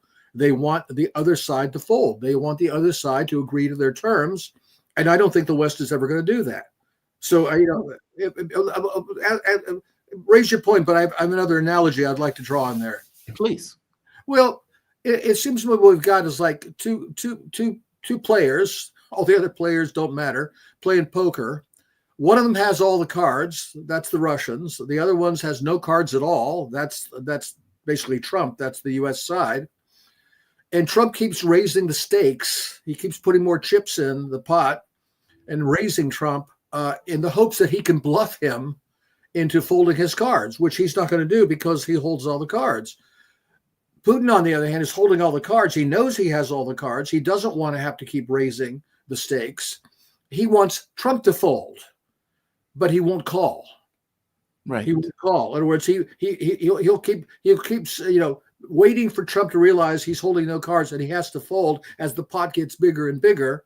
But Putin will not play his cards and say, okay, finally, we're going to put an end to this. He won't do it. Now, maybe that's changing. We've had reports. Maybe there's some Russian forces that are now crossing the Dnieper around Kherson. Maybe they're expanding in other areas. But again, these are incremental things, as far as it seems now, that are designed to put pressure on the West to say, okay, now will you meet our terms? Now will you fold your cards? And I don't think that's ever going to happen. It seems that Trump is looking for leverage. That Donald Trump, that basically he wants to be able to go in any kind of negotiation from a position of strength. And what he knows is, if I go to Budapest, Russia hasn't changed their demand. Sure. They've had the same demands for like the last 2 or 3 years, right? Right. And so if I go to Budapest, what am I going to Budapest for? For Putin to just reiterate the demands that he gave me once before. Also, there's this other weird thing where it seems like after Alaska, Witkoff gave an offer. Putin responded to the offer favorably, given his own terms, and then nothingness. Exactly. So what you ended up with was Donald Trump going in these oil wars, threatening tomahawks, again, either trying to bluff or putting up a trial balloon to see, okay, what is the Russian response going to be if indeed we put these tomahawks? And apparently the response was, we will destroy Ukraine if you do that. Hell, we may declare war if you do that, in which case Trump backs down, he backs away. But to your point, it's continuous escalation. This was Putin when he responded. And I'm actually glad he did think this, about it. because from my point of view, it was like, okay, well, initially I thought the Tomahawks were a bluff. And Mhm. then Russia's response was so Right. muted over the whole thing. I was like, well, maybe it's not a bluff at all. What is the Russians going to do? If indeed their response is that muted, then the U.S. may look at that and say, well, they're going to beat Ukraine up, but they're already beating Ukraine up. So what's the big deal? This is an attempt of escalation. If such weapons is used to strike the territory of the Russian Federation, the response will be very serious. It will be overwhelming even. Now, I get the sense that what Putin realizes, okay, there's not going to be a Budapest summit. Trump is probably going to go back and look for some other way to escalate. I need to make it very clear in the open, this is a non-starter. Medvedev, as I pointed out before it came out, Medvedev said, he says, and you know, all of these attacks were done in auspices with actual women. I'm sorry. That's the wrong one. Medvedev comes out and effectively said, U.S. is an enemy. And on top of the United States being an enemy, we can now get rid of this pretense that we're within negotiations, which to me is huge because that's effectively Russians saying, okay, this isn't working. I guess the catch is, do you think Medvedev is he the voice that we should be listening to on this? Meaning, is that the direction that the Russians are actually going now? That they're thinking, these negotiations have gone nowhere. This is not doing anything for us. We're being pressured at home to stop these negotiations or stop the pretense of these negotiations. Do you think that's where they're ultimately going? That Medvedev's voice in this is the true voice right here. If any of the numerous commentators still had illusions, here you go. The United States is our enemy, and their talkative peacemaker has now fully taken up the path of war with Russia. Yes, he does not always actively fight on the side of the Banderites, Kiev yet, but this is now his conflict, not the senile Joe Biden, of course. They will say that he could not do otherwise, that he was being pressured by Congress, etc. This does not change the main thing, that the decisions made are an act of war against Russia, and now Trump has fully aligned himself with the insane Europe. But he adds, he said, but there's a plus. In the next swing of the Trump pendulum, it is possible to strike with various weapons at the Banderites' hideouts without looking back as unnecessary negotiations. Effectively, we can now hit locations that we weren't hitting before because we were concerned with negotiations. Okay, well, that's over with. We can hit these locations that we weren't doing before. He said, and to achieve victory exactly where it is only possible, on the ground, not behind a desk, destroying enemies, not making meaningless deals. That sounds like they're saying, look, these negotiations over with. You know, Jamal, the things that struck me all along in this conflict is that the Russians are suffering from terminal normalcy. In other words, they keep wanting to think like normal human beings and expect their partners, as they keep calling them, to think like normal human beings, despite abundant evidence that they're anything but normal human beings. Right. They say, well, now we're going to feel free to strike at the Banderas in their hideout. Where the hell has that been throughout the course of this conflict? Here they are slaughtering in droves all these poor schmoes that are being dragged into their deaths by these goon squads all over Ukraine, just normal guys who don't even want to go fight in this war. And the Russians are killing them in huge numbers, as if somehow anybody in the West cares or anybody in Kiev cares. They don't care. That's not putting pressure on Ukraine. They don't care about those guys. They're just meat that can be destroyed. Yeah, you start killing those Azov guys, you start killing the Banderas, you start taking out the, and again, I don't think you have to destroy, flatten Ukraine to do this. I mean, they've got Oreshniks, they've got very finely targeted missiles. They know where all these guys are. They know where Zelensky and his administration are. They know where the military headquarters and the SBU and all those guys are. They held them harmless. They're not even going to touch them because why? Some people say it's a military calculation. I don't think it's ever been. I think it's what you just alluded to. It was a political calculation. They were still holding the door open for negotiations with people who were never going to meet their terms. Have they finally figured that out? Honestly, Jamal, I don't know. I'd like to think that they find, because look, let me be clear about this. I want this war to end. because if it keeps going on, it's going to keep escalating and it could turn out very, very badly. Since the only way the war can end is in a Russian victory, get on with it and stop pussyfooting around expecting somebody to negotiate with you. And I don't, maybe they figure this out. Maybe you say, should we listen to Medvedev? Maybe we should. Maybe he's the new voice of this, or maybe this is just the same old bad cop, good cop routine where he's the bad cop, and then Putin's still going to be going there. So are we going to talk about a deal? We're going to talk about a deal? I don't know. Maybe that's changed. Maybe it hasn't. Yeah, I mean, there was always this question of why Russia wasn't more aggressive. And I think Medvedev pointed it out. They were holding the door open for negotiation. I think he spilled the beans right there. I mean, for all the people that look, I'll be honest with you. I've been criticized by a lot of other people who are, let's forget the narrative, Ukraine is going to win, blah, blah, blah. For the people who've been critical of the course of the Western policy on Ukraine, a lot of the people that we would agree with in principle have been critical of me because I've been saying this is not a military calculation. This is a political calculation, and it's a very bad reading of the Western leadership. And the Russians don't really seem to understand. I mean, maybe a normal person really can't understand psychopaths. So they keep expecting them to behave reasonably, and they don't. You've got the added problem that maybe they held out hope for Trump because he said some warm, fuzzy things about improving relations with Russia, even though he's never taken even the first step to do that. He has not responded to the Russian proposal to extend the START treaty. He hasn't he hasn't done anything to reestablish direct links, air links, or open the consulates. Things he could easily do with a stroke of a pen. He could do half of these things, and he hasn't done them. All right. Even though if he can't, even if he can't address the Ukraine war, so they probably were sort of holding out hope that this guy, who's obviously he hates Zelensky one day, he hates Putin the other day, he goes back and forth. The guy's a narcissist. All he wants is the appearance of a deal. All he wants is something where he can say, yeah, I knocked the heads together and me and Vladimir talked and we came up with a deal and I'm out of it now. I've solved my 88th war or whatever it is this time that he solved. That's all he wants from it. That's the appearance he wants because all he cares about is appearances. But the reality is he needs to find some way to keep, he doesn't really have a way except deception to try to keep the Russians from winning a military victory here. So far, the Russians have been playing along with his efforts to deceive them. Have they finally, woken up and smelled the kvass here and they're going to decide, they're not going to do that? I don't know. I really don't. Yeah, I don't either. I mean, because like you said, I think Dmitry Medvedev spilled the beans.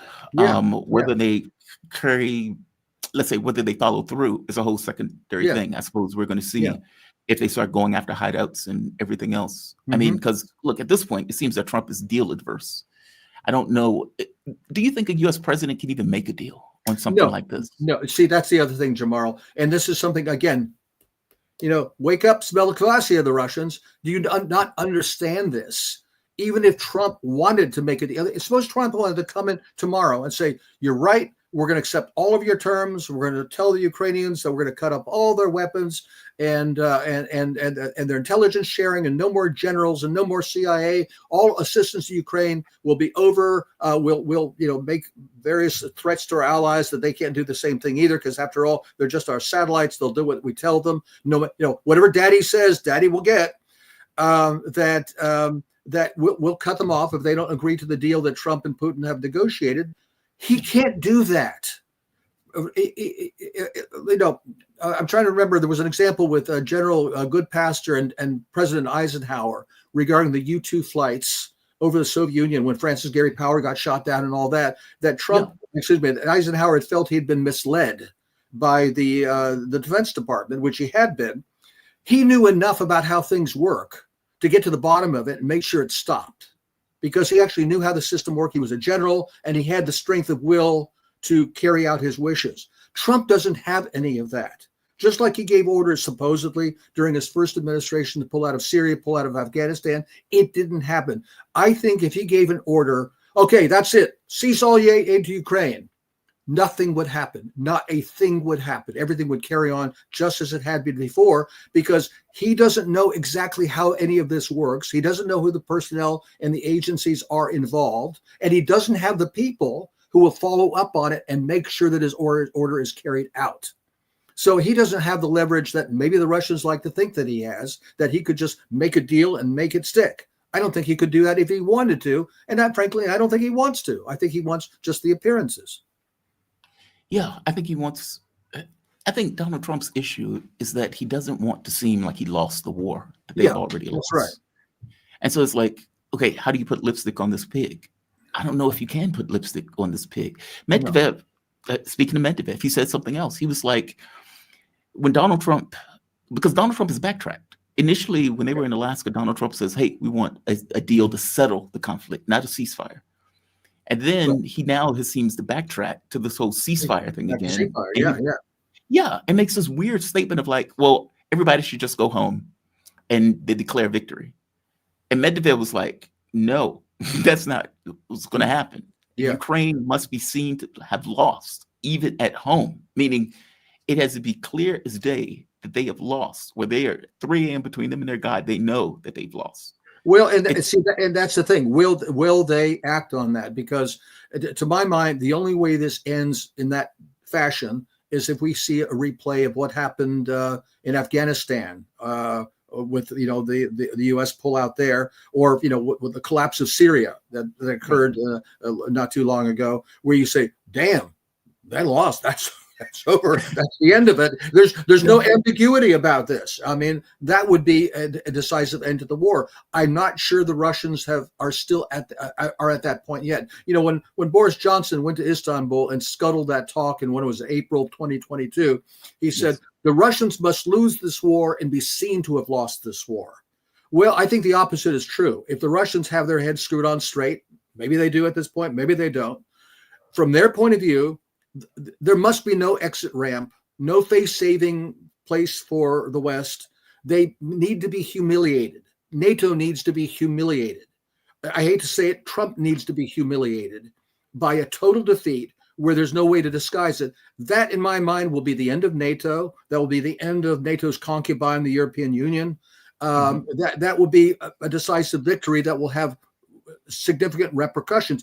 That's what Trump needs to avoid. In other words, if he wants to come out of this looking like a deal maker and a winner, he needs to avoid that. You think if the Russians were serious about at least what Medvedev is saying, they would realize that's what we need to do.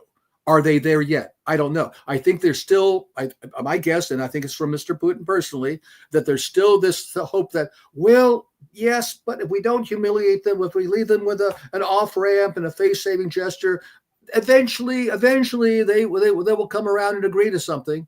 I think that's a mirage. It always has been a mirage. I hear people saying the door for negotiation is closing. I don't think it was ever open. I think that was a mirage from the get-go, despite what the fact that Trump replaced Biden. But it's confusing to me why the Russians think that. I mean, if you think about it, look, for me, I always make the point of saying there's no feedback mechanism in this. Right. So it's not like U.S. soldiers are being killed in a war, and then you have bodies coming back in coffins, or the American public flips out. It's not like you have British soldiers coming back in coffins, or German soldiers. These are Ukrainians that we don't care about. We don't care about. And so you're right. So there's no feedback mechanism that would compel the U.S. or compel the Europeans to say, hey, we need to stop this. If anything, the Europeans are like, if you need to send more Ukrainians, send more Ukrainians. It's the same thing with the U.S. Why don't the Russians know that? What do they believe is the feedback mechanism that would bring any of these people to the table to make a negotiation? That's the part that's confusing to me. I think what they think, I think there's two things. I think one is they are acutely aware of a real concern. And that is, if there were a precipitous fall of Ukraine, a collapse of Ukraine, like we saw in Afghanistan or Syria, that would trigger a panic reaction in the West, and we would do something crazy. and we would end up with a direct war between NATO and Russia. And they would like to avoid that. And I think that's a real danger. I think it's a much smaller danger than the escalation path that we've been on. You hear a lot of time, again, very reasonable people saying, well, time is not a factor. The Russians can take all the time they want. Time is on their side. No, I don't think it is, because I think the longer this window is open, the more we'll get crazy escalation from the Western side and get to exactly the point that the Russians are trying to avoid. I think the first thing. The second thing is I do think we get back to this question of normalcy. They keep assuming that normal human beings, when they see the facts and that there's no way out, they've been boxed in, they've been checkmated, that they would accept it. Especially when you check later, you knock your king over and you concede. And it just doesn't seem to enter their consciousness that will never happen, because these are not normal human beings. Well, again, not just not human beings. It doesn't. Again, the feedback mechanism is not there. It's not a normal war. Well, again, we're not suffering. And look, I understand. American personnel, British, French, other personnel have been killed in Ukraine, but they're not uniformed. They're not under our flag. They're not officially declared. So, supposedly up to 10,000 Poles have been killed fighting in Ukraine in this conflict. Wow. Embedded various way with the Ukrainian forces. Maybe it's smaller than that. Maybe it's only 2 or 3 or several thousand, however many it is.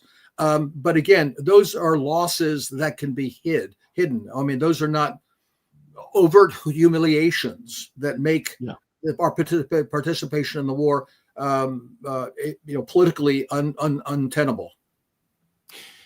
So there was also one of the things that came up. I think it was Dr. Rowe was making this point of saying that there was a huge amount of pressure taking place in Russia itself against, let's say, the policies that Putin effectively was going with. This idea of we can make deals, we can make agreements, our friend Trump and everything else. And people were like, why are you continuously doing this? They're going after our oil. They're passing sanctions. They're obviously escalating in regards to tomahawks and everything else. Do you think the pressure on Putin is part of the reason why Putin has come out with this statement of, look, this will be overwhelming, or Medvedev coming out with this? It's almost in some way to pacify the amount of criticism that he himself has been getting on this. And do you think that criticism is going to have any real world effects? I think that is the reason he's shifting in that direction. And I think it could have some effect. I don't know if we're there yet. I think Gilbert went a little overboard by suggesting that Putin somehow could be replaced or something like that. I don't think that's possible, but or at least not in any foreseeable circumstances. But I think he is quite correct that there is a growing consensus of, as far as I can tell, absolutely everybody else in the room except for Mr. Putin himself, who still is holding out hope, or still, is behaving in a way that he considers cautious rather than what I regarded as reckless. And so I think he is still the obstacle to Russia finally, rolling up its sleeves and saying, this isn't working and it ain't gonna work. And we just need to do what we need to do. And I think probably almost everybody else in the Russian structure is there except for him. And how much that does nudge him in that direction where he finally gets to that point, I don't think anybody can say who's not actually sitting in a room in the Kremlin. Does Russia have to take all of Ukraine? I don't think they do. I don't think, again, looking at it from my point of view, I don't see how any of their goals can be met if the current Ukrainian state survives. And if there's like a rump Ukraine, that you basically get a DMZ kind of thing, North Korea, South Korea, where part of Ukraine, a huge part of Ukraine in the West, is essentially still NATO stand or Bandera stand. I think that Russia could take all of Ukraine, except I would not, if I were in their shoes, not take the far west, Lvov, places like that, give those to the Poles or the Romanians, who cares? But the real question is that they either take all of Ukraine, or if there is a rump Ukrainian state, it has to be essentially a puppet state. It has to be like a second Belarus that is part of a union state with Russia and Belarus that is going to be have a government that answers to Moscow. I think that would be one option. But I think anything less than that, they certainly not going to meet their goals of denazification, demilitarization. They'd be relying on paper promises that will not be honored by their partners. I guess the question is, how would you get that rump state without taking all of Ukraine? Well, for example, militarily they'd have to take it. Doesn't mean initially have to annex it. That's what I'm saying. Unless you have Russian tanks in Kiev, unless you have the end of the Ukrainian state and the destruction of the Ukrainian regime, and then they would dictate their terms. Their terms could be, yeah, all this becomes the Russian Federation, or they maybe say, no, only this part becomes the Russian Federation, and this part will be Ukraine, but it will be a Ukrainian government that answers to Moscow. That's one possibility. Are they going to end up taking the money from Russia in general? I mean, there seems to be Brussels seems to be pushing back on this idea. I'm sorry, Belgium seems to be pushing back on this idea, effectively saying, look, this needs to be shared if we're going to do that, meaning the responsibility of this needs to be shared. You guys want us to effectively take the hit for something that we don't want to take the hit for. Right. But do you think ultimately this money will be stolen? Yeah, absolutely. I mean, I think that what you've got right now is just a bunch of vultures arguing about which one's going to have the legal responsibility for picking the corpse. I mean, Belgium pushes back saying, we don't want to be holding the bag if this turns into a legal liability. You guys need to share it. At some point, they'll work out a deal. But this still doesn't pay for the Ukrainian military. Like, it's going to be like $100 billion that Ukraine is going to have for like 2025, 2026. That money is not going to last. And that's assuming that you even have the bodies to put on the ground for or the territory. This doesn't solve their issues. No, or the weapons for that matter. I mean, yeah, exactly. No, that's another reason, by the way, about the Tomahawks. How many Tomahawks do we actually have to send? So that was maybe partially a bluff there as well. Yeah, you're right. I mean, on the other hand, what is it? $300 billion that's in the Russian assets. That's, billion here, billion there. Pretty soon you're talking about real money. I mean, that may not be all that they'll need for as long as they last. Again, it gets back to the Russians. How long are they going to let this war continue? See, I don't have an answer to that. And they seem to just, as you point out, look at this kind of this attrition, slow moving, lava, etc., without necessarily. I mean, Russia has like 2 additional militaries that they built up that are just sitting in reserve.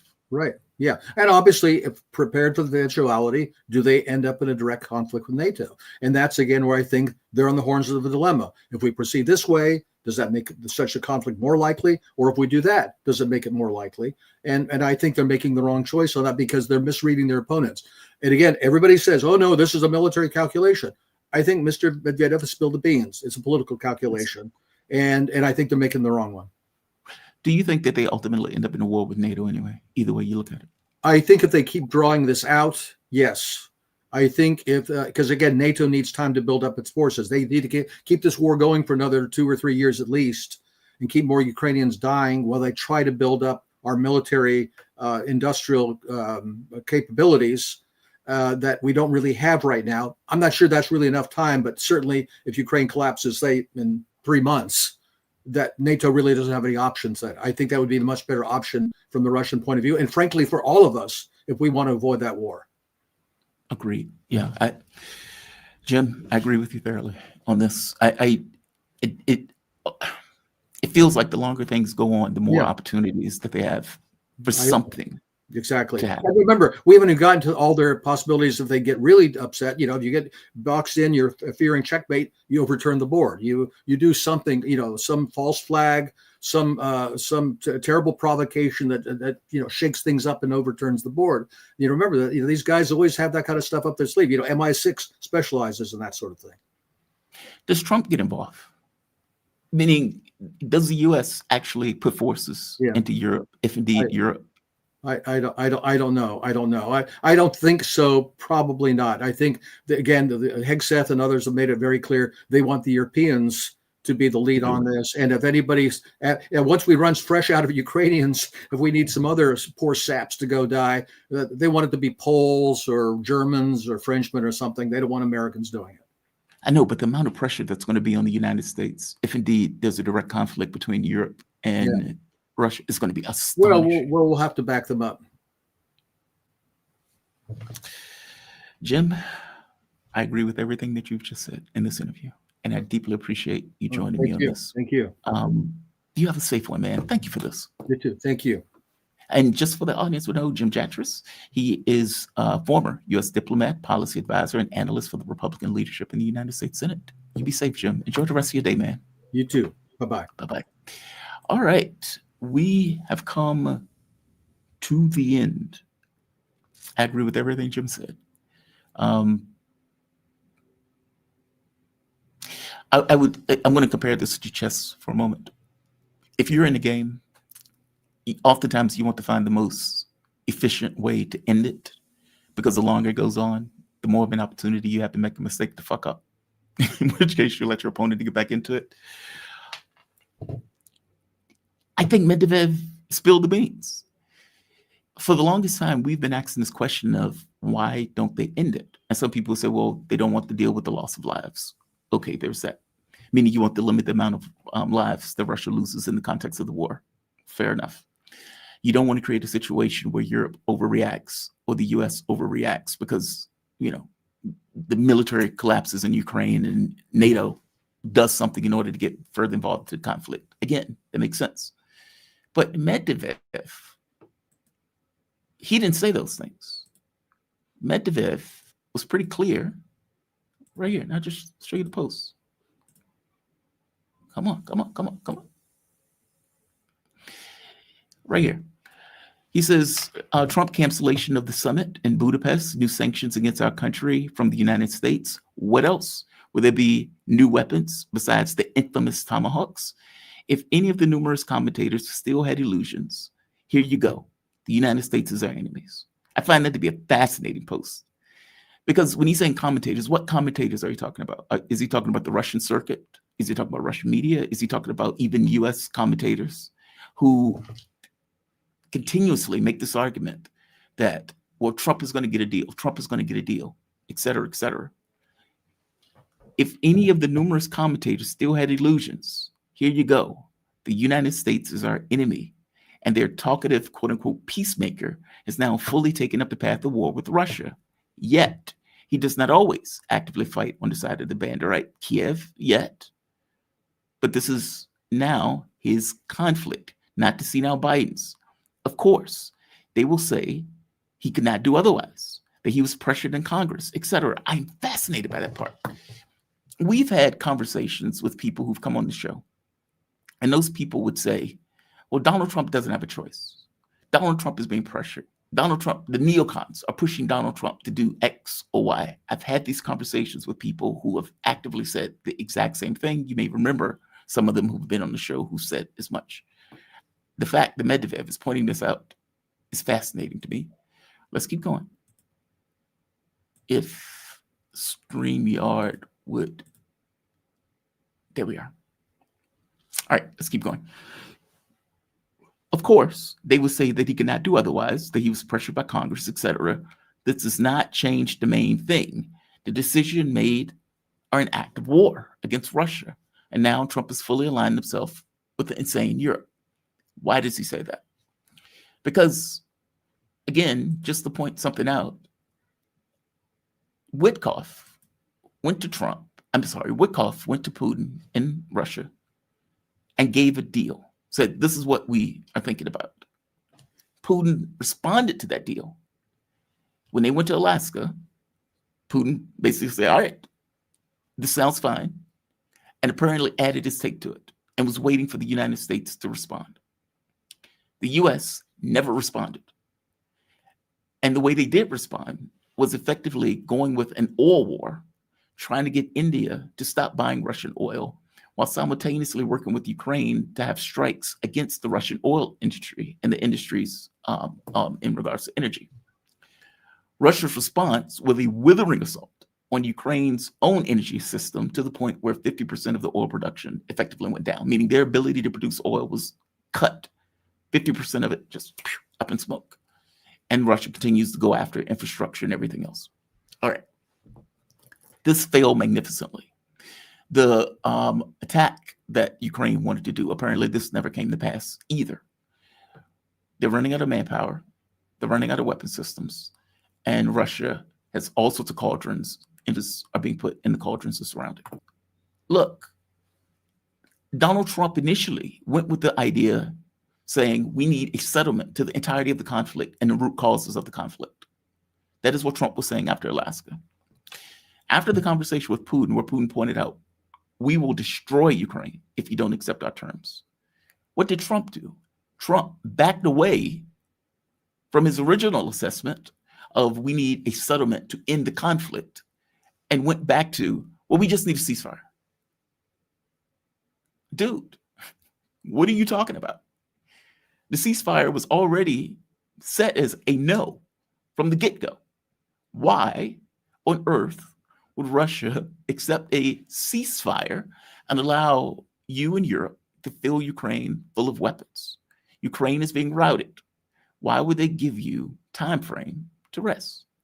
Now, the question really boils down to, what did Putin say? Putin had said once before, we would accept this idea of a ceasefire if indeed you agree no sending weapons to Ukraine and Ukraine leaves these areas that are part of the Russian Federation. Well, Donald Trump doesn't want to do this. Donald Trump doesn't want to accept this. And so now we're back to, let's have a ceasefire. In which case, all of Europe says, we agree, let's have a ceasefire. And Ukraine says, hey, that's a good idea, let's have a ceasefire, which was the position that they wanted to prior anyway. Hence, Medvedev's point, Trump has fully aligned himself with insane Europe. I'm fascinated by this post. I told you before, I think Medvedev is the voice of Russia. I don't have this belief that all of these people are speaking in different ways. It's not like the US government where you have, 5 different people and all of these people have different points of view. Russia tends to have a very specific and concerted point of view that is, Putin may come across as diplomatic, but what Medvedev is saying is not necessarily different from what Putin is saying. He just says it in a more brutal way and probably a more honest way. I don't think it's irrelevant that Medvedev is coming up with a statement, nor do I think this is outside the bounds of what Russia is thinking at this point. I think Medvedev is the voice of what's true. The last part. But there's a clear plus in this next swing of the Donald Trump pendulum, meaning Donald Trump is so all over the place. There's a benefit to this. It is possible to strike with various weapons at all Banderite hideouts without looking back at unnecessary negotiations. And right there, the negotiations were the thing that was effectively staying Russia's hand. That for whatever particular reason, Russia believed that they could have some negotiation with the United States. And to be fair, a lot of people did. And as he pointed out, many of the commentators did. They thought that because Donald Trump said, I'm going to end the war, I'm going to end the war, you get Donald Trump every random blue moon talking about the root causes, the expansion of NATO, talking about all that stuff. And so maybe Russia looked at that and thought to themselves, there's a chance that we can make a deal with this guy. Considering he's not acting like Joe Biden. He, at the very least, came up with campaign things saying, I'm going to end the war. Maybe there's an opportunity to end the war. In which case, it sounds like Russia moderated the extent to which they were going with the special military operation. Yes, they were going with what they were doing militarily. That is true. But as Jim pointed out, it's not like they were blowing up the SBU. Or it's not like they were going after, the henchmen that were going after Russians in regards to these terrorist attacks. No, they weren't even going on kill campaigns, meaning going after specific individual actors that were responsible for these attacks. They weren't doing that. They had a very specific, we're doing a special military operation. We're going to business as usual. We get up in the morning, we do our job, we go back home, etc. Meaning they were proceeding with the special military operation as opposed to having an all-out war. And there's a legal distinction between those things. Okay. But it sounds like part of the reason that they were doing that, the rationale, is because we believed that there may be an opportunity for a deal. If you listen to what Lavrov was saying at one point, Lavrov was like, well, the Tomahawks and the negotiations, these are 2 separate tracks, etc. What? What do you mean they're 2 separate tracks? If Putin is having a conversation where he tells Trump, we will destroy Ukraine if you do that, and Putin just now comes out and says, our response will be overwhelming, meaning it sounds like what Putin is saying,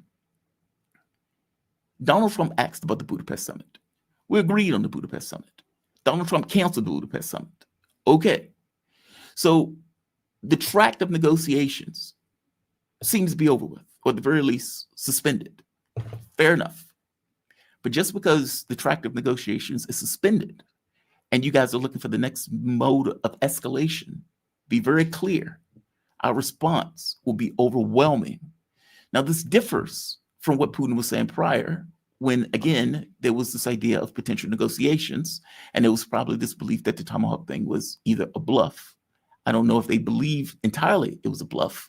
But again, Putin's response to it seemed to be somewhat muted the first time around. Well, that muted response has changed dramatically. And you would think that maybe part of the reason it's changed dramatically is because negotiations are fundamentally broke down.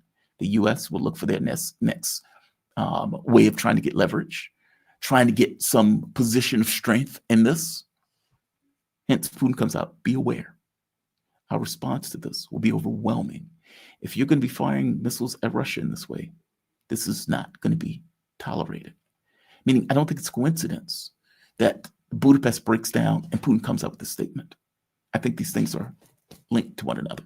And I think they're linked to Medvedev's point of saying, on the positive side, this idea of negotiations being a limit to our actions and behaviors, up in smoke.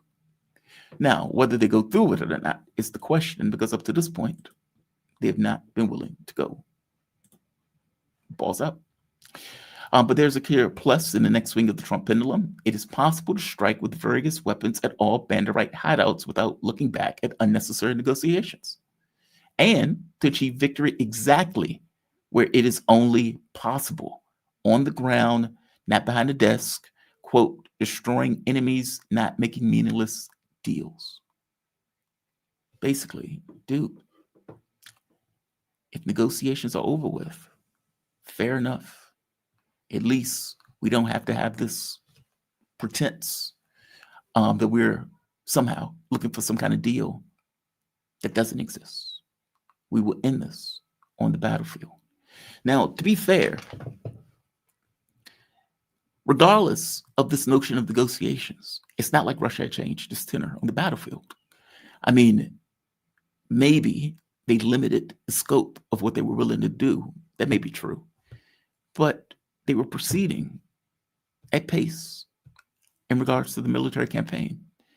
And it's hard to argue that the strategy that they were going with wasn't working, because they've effectively decimated the Ukrainian military. NATO hasn't gotten involved in it in a direct sense. But let's be honest, they've limited their capabilities of what they were willing to do. And according to Medvedev, it seems like they were doing it purely with this idea of a potential deal or negotiations. For all the talk that it's the Russians that were stalling, I don't think that's the case. I think it's the other way around. How can it be the Russians that are stalling when the U.S. has no cards? Like, the U.S. media is like, Putin is stalling. Stalling for what? If the Russians wanted to, they could turn Ukraine into Gaza. It is the U.S., for all intents and purposes, that has been doing the stalling and pretending that they were negotiating, when really there were no negotiations of good faith. I hope you get my point in that. It's not to say somebody is stalling comes across with this idea that, well, we can act, but we're negotiating, and you're using that negotiation time for some ends, preventing our actions. Okay, but that's not the U.S. Trump doesn't have any cards in this. Trump is searching for leverage, which by definition means he does not have leverage. It is the Russians that seem to have used or was inhibiting their own actions with the hope of negotiations. In that context, it is the U.S. that is stalling, not the Russians. The question becomes whether the Russians finally look at this and say, there is no deal to be had here. And if there is a deal to be had, it is a deal to be had after we have shown overwhelming capability in what we can do and what we can accomplish. In which case, maybe in showing overwhelming capability in what we can do and what we can accomplish, you get them saying, okay, fair enough. What Trump doesn't quite get, maybe he does, maybe he doesn't. He doesn't want to be seen failing miserably. It's that. Okay. The problem with that line of logic, or the problem with that thought process, is that the moment that the Russians realize that there is no deal to be had, that ultimately they may end up in a war with NATO, regardless of what they do, they may take much more aggressive action in Ukraine. When it's become clear as day that Ukraine has fundamentally and completely failed, and that NATO has fundamentally and completely failed in Ukraine, Donald Trump is still stuck with being a loser. Meaning, whether you make a deal to try to put lipstick and mascara on that cow, on that pig, or whether you just flat out fail miserably, you still walk away as a loser. The deal is the only way where you can get out of this with some kind of lipstick on it, where you can pretend that you didn't fail in the way that you failed. If indeed the Russians have looked at this and say, the US is incapable of making any kind of agreement and any kind of deal, and if indeed what Medvedev is saying is, hey, all pretense is gone, we can go after these goons hiding in these hideouts and everything else, there's nothing to stop us in doing this. A, that's a new day. B, that is a failure on a massive fucking level. And going back to something else Medvedev said, Ukraine must be seen to have lost, not just, where you can walk away saying, well, this really isn't bad. No, they must, 3 a.m. between them and their gods, understood that they lost. Because as Medvedev pointed out, there will be the destruction and the complete collapse of the Kiev regime in the sense. I don't know. This is fascinating. These are new developments. The question is, what do these developments mean? I guess we won't find out until coming weeks. Yeah. It is indeed fascinating. It is indeed fascinating. Yeah, we can end it on that. I want to give a shout out to my guests. Thank Jim Jatras for coming on the show. He is always a great guest. Shout out to Ahmed Omar. He's a new guest. He hit upon something that I haven't heard too many commentators hit upon.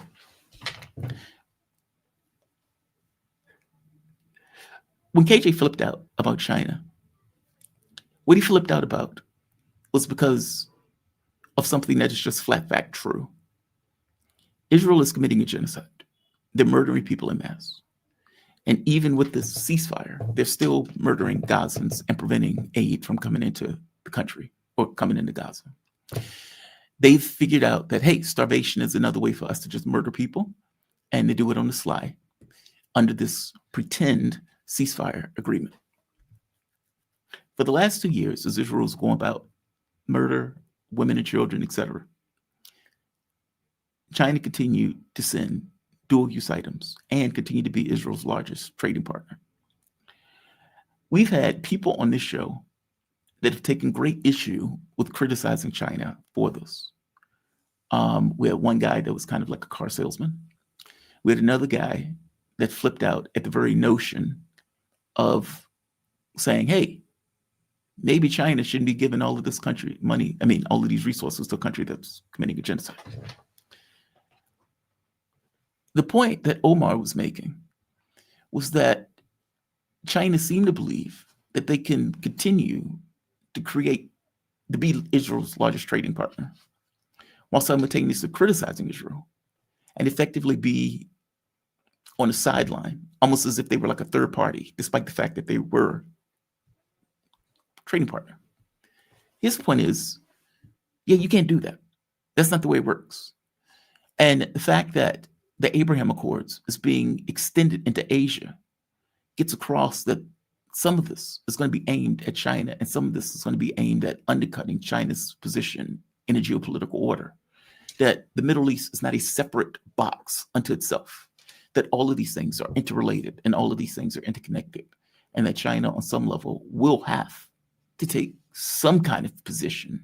It can't just remain a third party if indeed it doesn't want its own geopolitical interests to be undermined. I'm glad he put it that way. I think he's right. But I guess it doesn't really matter what we think. It matters what China thinks and whether or not they are going to take a position one way or the other in a way that they haven't up to this point. And yes, I know that they made speeches. But, I mean, dude, Erdogan has made speeches. Erdogan has went so far as to call Netanyahu Hitler while simultaneously still working with Hitler in order to undermine the Syrian government and get rid of Syria, at the very least Bashar al-Assad. So anybody can make a speech. Doing something is different. So, I don't know. It was... Oh, and shout out to Laith also. Laith is always a fantastic guest. He has my appreciation for coming on. So, yeah. Parrots can speak too. Yep, parrots can also speak. They can speak very well. And Laith is not toxic. Jeremy, Laith is not toxic. I don't know where you get that from.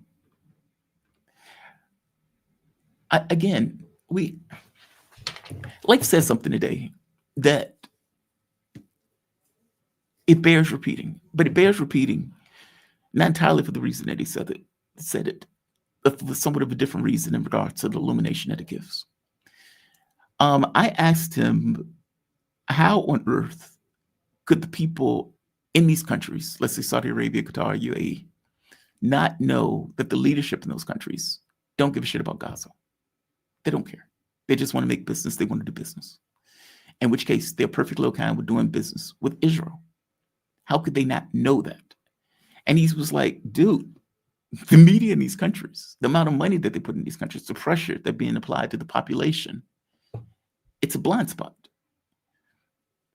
I think we need to realize that. As Americans, sometimes we look at this stuff, especially us on this political distinction, and we look at the world and we see the world in a particular lens.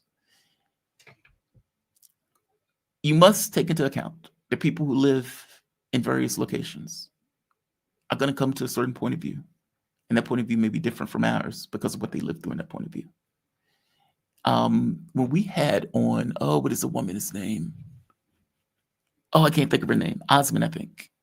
The one that worked on the Lebanese media. She was very intense. But if your house had been blown up, you would be intense also. If you watch people get murdered, you will be intense also. The intensity is derived from where you are and what you're going through in a domestic political sense. It would be weird for you not to be that way. He's not toxic. He's just explaining his experience. There's a difference in those things. It's kind of like rap video. Talking like a parking ticket ranger. Okay, I have no idea what that means. I think you just feel some kind of way that I'm talking about your boy. But again, if you came on talking like a car salesman, talking like a car salesman. I like Laith. Yeah, I like Laith too. Laith is badass.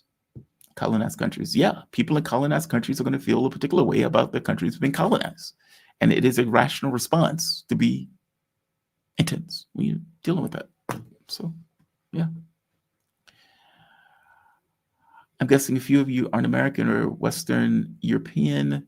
So many incomplete and incoherent sentences. Bad cookies. All right, that's ironic, bad cookies, because that sentence was incomplete. Look, man, I don't take issue with people giving a point of view.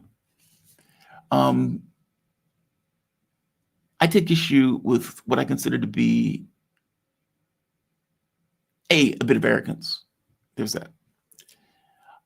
B, this level of subversive means of trying to get a point across onto another channel. And C, all of this stuff was happening in the context of KJ. Like, one guest comes on, flips out, because there's the most mildest criticism of China. And again, it's not like this channel has so many China guests. It's mind-blowing to me that there would be any flip out over mild criticism about a state supporting a genocide. There's that. And then you get somebody else comes on that makes the exact same argument for 30 minutes. again, about mild criticism of China, and even going so far as to say you shouldn't criticize China, that they are above criticism. It's like, dude, you're out of your mind. You're out of your mind. You're out of your mind. But whatever, to each his own. As I told him, you can sell that to the people on your channel all day, every day, twice on Sundays. This channel will have debate, discourse. There are no prize ponies on this channel. Every country is just a country. And those countries, depending upon what they do, can be criticized based on the value system that we hold, or the very least that I hold on this channel. So there's that. All right. We've come to the end. We've come to lying dog-faced pony soldier. But God, where did that come from? Lying dog-faced pony soldier. God, I can't remember who said that. Yeah, we're gonna have to get somebody on Venezuela. We're gonna have to get somebody on Venezuela next week, because there is reporting out. In fact, if I'm not mistaken, I think the reporting came directly from Donald Trump, that they are talking about attacks on land.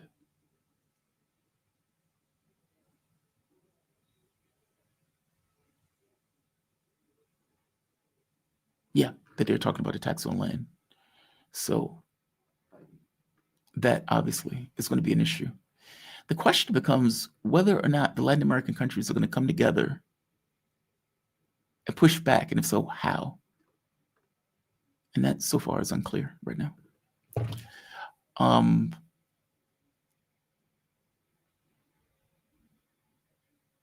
But okay, I'm going to end this because I still have a lot of work to do.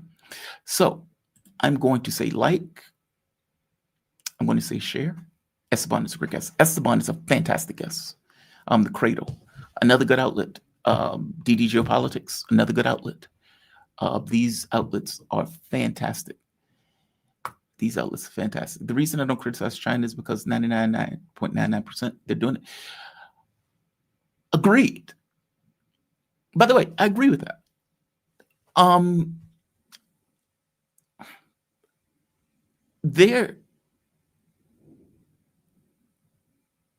How can I say this? You know, after the Second World War, and you got the United States effectively being the last man standing. And we were able to expand our economies. We were able to have let's say, a country that allowed for people to have a decent living. Dad can work, mom can stay at home with the kids, they take vacation once or twice a year. They were doing good. And yes, there were issues with civil rights and everything else, but putting that aside for the moment, from an economic standpoint, if you were white, middle class, you were doing pretty good in the 60s and so forth. And so the US can really make this argument, especially after giving money to all of these European countries and everything else, that we're love and light, we're freedom, we're great, we are on the end of history, this is what reality should be, and look at that big bad Soviet Union, and look how repressive they are not allowing their citizens to leave, they are an evil regime of sorts. We can make that argument. And we won that argument, right? And in the context of winning that argument, ultimately, Gorbachev fucking up, Soviet Union collapses, the US does a victory lap. As it does the victory lap, though, it isolates Russia on purpose. You can listen to Jeffrey Sachs when he talks about this, how Jeffrey Sachs goes to the US leadership saying, hey, we should help Russians out. I mean, the government collapsed. We need to do something to help them out, bring them to the fold. We can have almost a world peace. And they told him, you are out of your mind. You're out of your mind. And so we ended up putting money and everything else into these former Soviet states in order to bring these guys into our fold, into our sphere, and to get NATO closer and closer to Russia. That's what we did. Today is a different argument. And you can make a case that the fall of the Soviet Union got the US in the mindset of, we no longer have to set up a pretense of expanding our economic base, meaning working with the middle class and all of this other stuff. Those things were being done because we needed to compete with the Soviet Union. Once the Soviet Union fell, this is the end of history, and now we can effectively rape our populations in all sorts of ways, whether it's healthcare, education, et cetera, et cetera. We don't need to attend to the middle class. We don't need to attend to the poor. We don't need to put this pretense up. We can have this oligarchical, political, economic system, and the country can't do anything about it one way or the other. There is no other example. This is what we're running with. Weirdly enough, China doesn't seem to be a Soviet Union-style competitor in that way. It's like we've just given up the ghost of all pretense. The mask is off.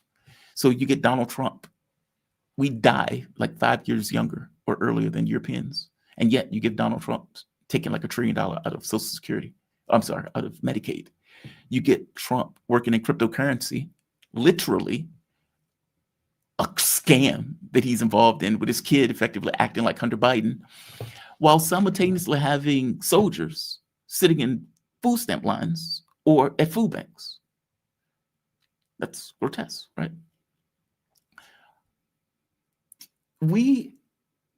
China, Russia, India, and many of these other countries have hit upon an argument that they're making that is subversive, but is correct. But that argument is being made as a direct result of the way that the US and Europe behaves. If the US and Europe want to take this argument that this is a rules-based order, we're somehow superior, and despite the fact that we're like 14-15% of the globe, that we can somehow direct events on the globe, we don't have to pay attention to world order or international law or any of these things. We are laws and rules unto ourselves. That is the way we can operate. So what does China and Russia do? China, Russia, Iran, India, etc. They make a contrary argument. We believe in international law. We believe that countries are sovereign. We believe that countries shouldn't invade other countries. We believe that these things should be worked through on the United Nations or some kind of body that allow for a more honest way of engaging as countries. Obviously, it's political, but it's also realist. And it's an argument that's being made, A, to their own populations, but also to the rest of the world of, hey, who would you prefer to work with? Do you want to be coerced and bullied, potentially invaded with kinetic attacks or economic attacks? Or would you prefer our model of things where we don't do that? We don't invade your countries. And yes, I know Russia's at war with Ukraine, but obviously there's circumstances around that. But for all intents and purposes, which do you prefer? During the Soviet Union era, well, obviously the US argument was more appealing. These days, well, again, all pretense of being love, light, freedom, truth, just, all that shit's out the window. I mean, even Injustice comics, Superman, representative of America, went rogue and decided to take over the world. The comic book didn't come out of the ether.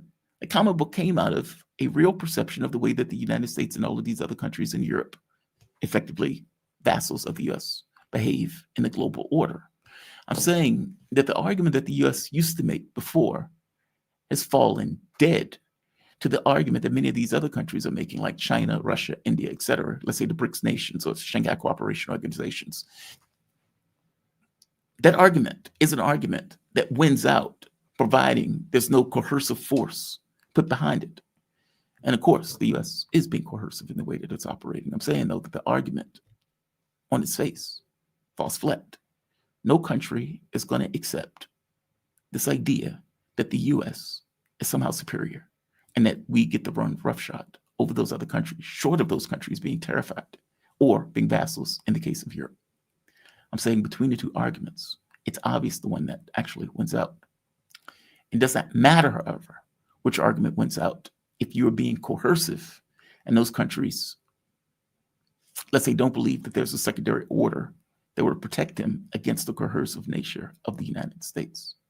So yes, the argument that China, Russia, India, et cetera, that they're making is great in a vacuum. We're not in a vacuum. We're not in a vacuum. All right, I'm going to end this. I'm going to say like, I'm going to say share. I'm going to say subscribe. You can support this content, PayPal, Patreon, Super Chats, Super Stickers, buy me a coffee. I think that's everything. Look, you guys have a fantastic weekend. Enjoy it. BRICS and useless nations. They're talking shop now, but they're not always going to be a talking shop. And Shanghai Cooperation Organization, the BRICS are going to dovetail in the way that they operate in the globe. So, yes, it is new as an organization standpoint. They're getting their legs and figuring out what they are, what they're going to be. But there will be something. Mark my words. There will be something. Tom Jones is back. My mom loved Tom Jones. You know, they used to throw underwear on stage for Tom Jones. It's like 50-year-old women taking their underwear off and throwing them at Tom Jones. Tom Jones like, thank you for this. All right, guys. You all have a fantastic rest of your day.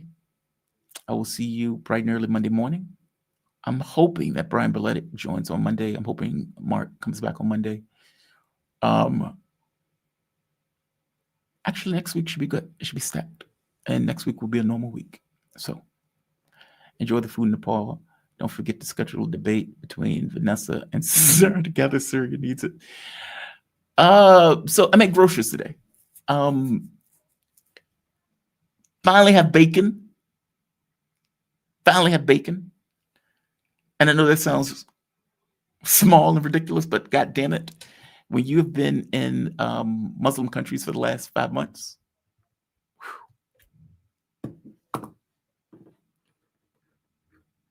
it's real, man. The struggle is real. You guys have a good weekend, and I'll see you guys. Pork. There is only pork bacon. There is no such thing as beef bacon. There's only pork bacon. There's only pork. All right, guys. You all be safe. You be kind to the degree that you could be kind. And I will see you. I did miss pork. Yes, bad cookies. I did miss pork. I did miss it. I could look. I think I've said before. My ex-girlfriend one time told me, she was like, "You have no self-control." And as I pointed to her, it's like, look, if I don't have something, I can usually live without it. But of course, if you have it, you're going to create reasons why you want it. Yes, they didn't have it in Malaysia. They didn't have it in Indonesia. It's something that I missed. And so it's one of those things where it's like those creature comforts that you just enjoy, that you miss. So yeah, I had it at the store here, and I was so excited. I was so excited. All right. Again, be safe, be kind to the degree that you can be kind. I'm trying to get the debate set up between Dimitri and Daniel Lascaris. I'm sorry. Shit. Dimitri Lascaris and Daniel Lazar. Both of them are willing to debate. There is a time issue that we're struggling to get. Dimitri is going to be prepared for it next week. I'm going to see if Daniel will be able to join next week. Malouf, I'm trying to get him back. Malouf, well, I can't tell us what's going on, but he had medical issues. And so I wish him a speedy recovery. Kofi may be out the bush by next week. We'll see. That was his word, by the way. Those aren't my words. His words. In the bush. Of course, Garland's going to be back on Wednesday. Professor Wolf is going to join first of the month. He's going to become once a month on the show. So the pressure on the guest thing should let up by next week. So next week will be a normal week. I'm going to book those guests, if not today, tomorrow. So we'll have them all. Have a wonderful weekend, guys. Be safe. Be kind to the degree that you can be kind. And I will see you bright and early Monday morning. And Karja, yes. Karja is fantastic, yes. He's back also. He was in Beijing. Yeah, man,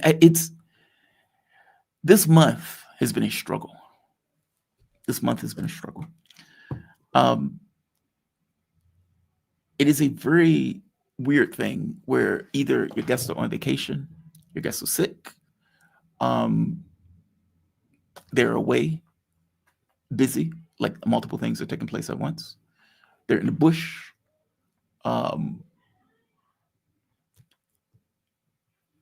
They have grievances about other guests. That's another one. Yeah, the guests are the most complicated part of doing this show. I swear to God it is. By the same token, they are the necessary part of the show. You have some shows with the guests where the person just comes on and does their own thing. That's, I guess, less interesting to me. I'm more interested in points of view. And coming up with my point of view based on my appraisal of what these guys are saying in their own takes. And so Sabby's been busy. I've hit her up, but she's been busy. She's been doing a documentary and she's been working through that. So can't disprove magnetic monopoles are at the center of black holes. From my understanding, there is no such thing as a magnetic monopole. The moment that you break it into one, it just becomes another dipole. But that's point. You guys have a fantastic weekend, guys. Thailand welcomes everybody. Thailand does not welcome everybody. Thailand is a pain in the ass. And by the way, I was apparently an illegal alien in Indonesia for 2 days that I did not know. Yesterday was a fuckfest. And I go, when I'm trying to leave, my passport doesn't work to get out of the country. And a guy from immigration, very angry, is like, "You've overstayed your visa." It's like, what? He's like, "You've overstayed your visa." And I was like, "What do you mean I've overstayed my visa?" Up to that point, I had been leaving on the 23rd. And so my assumption was that I got in on the 23rd. Apparently, that was not the case. Apparently, I had jumped in on the 21st. And when I was leaving on the 23rd, they dragged me to immigration. I'm like, oh, fuck. I was like, oh, fuck. And I'm thinking about this like it's the United States, right? Where somebody's going to throw you in a jail cell. And he's like, "You owe us X amount of money for this." It's like, "Okay, can you give a card?" "No, we need cash. We need cash." It's like, God damn it. Yeah. I was an illegal alien for 2 days. I hope the move wasn't too harrowing. No, it was okay. It's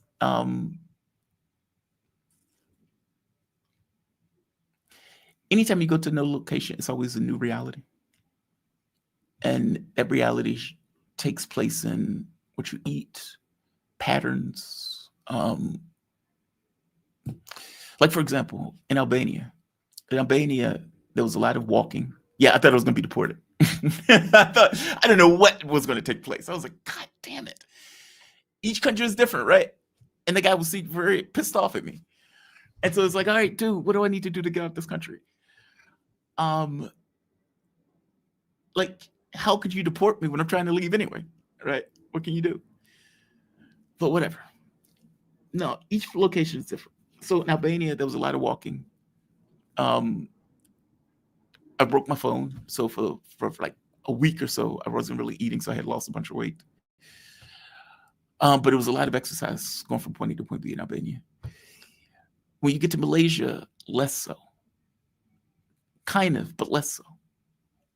In Indonesia, it just gets nuked. I mean, you're taking like motorcycles from point A to point B. And so your exercise drops significantly in Indonesia. In Malaysia, less so. I mean, you're still doing a lot of walking and everything else, but for some reason, I feel like in Indonesia, I mean, in Albania, it was just a lot more. Here, it's probably going to be a lot of walking. Also, your food choices get different. So the moment that you get into Indonesia and Malaysia, especially Indonesia, huge amount of rice.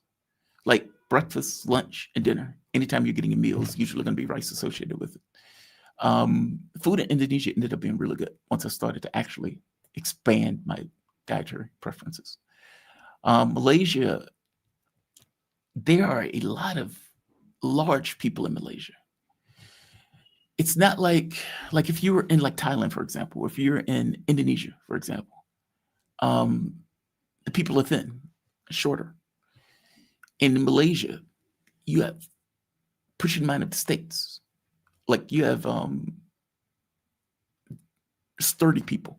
I said that way. Very sturdy people. Yeah, I said very sturdy people. But it becomes clear as to why. McDonald's, Domino's, Taco Bell, etc. Like the fast food places that are in Malaysia are all over the place. Whereas when you get into Indonesia, they're there, but in the context of the food in Indonesia, less so. And you can see it in the how tall people were. You can see it in the shapes of people in the different countries. It's very wild. Horizontally girthy people. Yes. Horizontally girthy. Yes. Yeah. Yep. I'll go with that. Horizontally girthy people. Yes. Kathmandu, less so. I mean, I've been here before. It's been years since I've been here, though. But thinner. Each place is different, man. Your diabetics can't eat rice. That's the thing. That's the first thing I've heard. Where are you now? I'm in Kathmandu now. I'm in Nepal. Yeah, I'm in Nepal. Yeah, the rice thing is intense. And then you get so accustomed to eating it that you can eat it raw, like without anything on it. But it's white rice. And so it screws with your tummy if you're eating it in high amounts. Yeah, each place is different. That's too much. Eat brown rice. Yes. I bought it here and I have a rice maker here. So yeah, I bought it at the store. Yeah. All right. I'm going to say, like, it wasn't horror.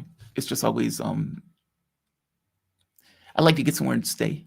I don't like to, I'm too old to do that. A friend of mine that I met in Malaysia, no, I'm not. No. My health is nowhere near at that point.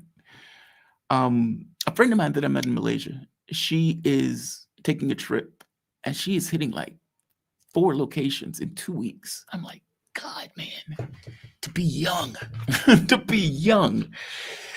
Like my ex-wife, even when my ex-wife and I were traveling, we weren't doing that. We would jump into a place, stay for about 2 weeks, and then jump to the next place. That is an intense schedule. But my plans haven't changed. Going to location, isolate, and work. And that's been the plan up to this point. The plan has worked. It is very, I'll just say isolating. Because it depends upon where you are. In Indonesia, many people didn't speak English. In Malaysia, a few spoke English. In Albania, a few. But for the most part, you are isolated from the world around you. It's almost like you're in a bubble. And so the only thing you really do is work. Somebody asked me, they were like, hey, did you get the opportunity to go traveling around Indonesia? I was like, I did not. I was like, dude, by 1 o'clock, I am in the mode of trying to figure out the show. Like, what are you going to talk about?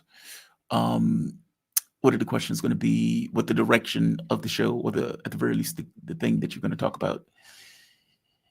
And usually I have a hard time figuring out what I want to do up until the point where it gets to be back maybe an hour or two before the show, in which case you just have to say, all right, this is what it's going to be, cut it off, and go from there. And then you have the show. You're doing that for about 3 hours.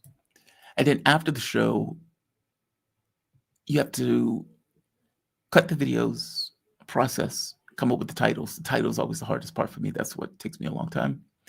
And so usually around 3, if I'm doing well, about 3 in the morning is when I about finish up. And then you rinse and repeat and do the whole process over again. So it's like, you don't really get time to do the traveling stuff, especially with the treatment schedule.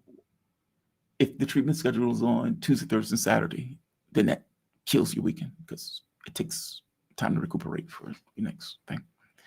Here it's going to be a little bit different, though. I'm changing my schedule to Monday, Wednesday, and Friday. So the weekends are open. And I'm trying to make a concerted effort to actually look around. So What if Russia don't bluff and actually launch a Russian except EU, then what? I don't think they're going to do that. If you had to give up one, what would it be, rice or bacon? Oh, rice. Easy. Easy. Rice. But I'm not giving up either. I have a rice cooker here, and I bought brown rice. So no more of the white rice. So I shouldn't screw up my tummy in the way it was before. Try vitamin E, omega-3s. Okay, we are just running our mouth at this point.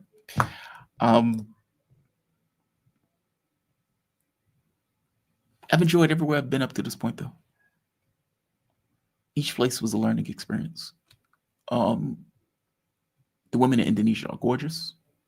I don't know what they put in the water, but they're fucking gorgeous. I'm trying to think, is there anything else?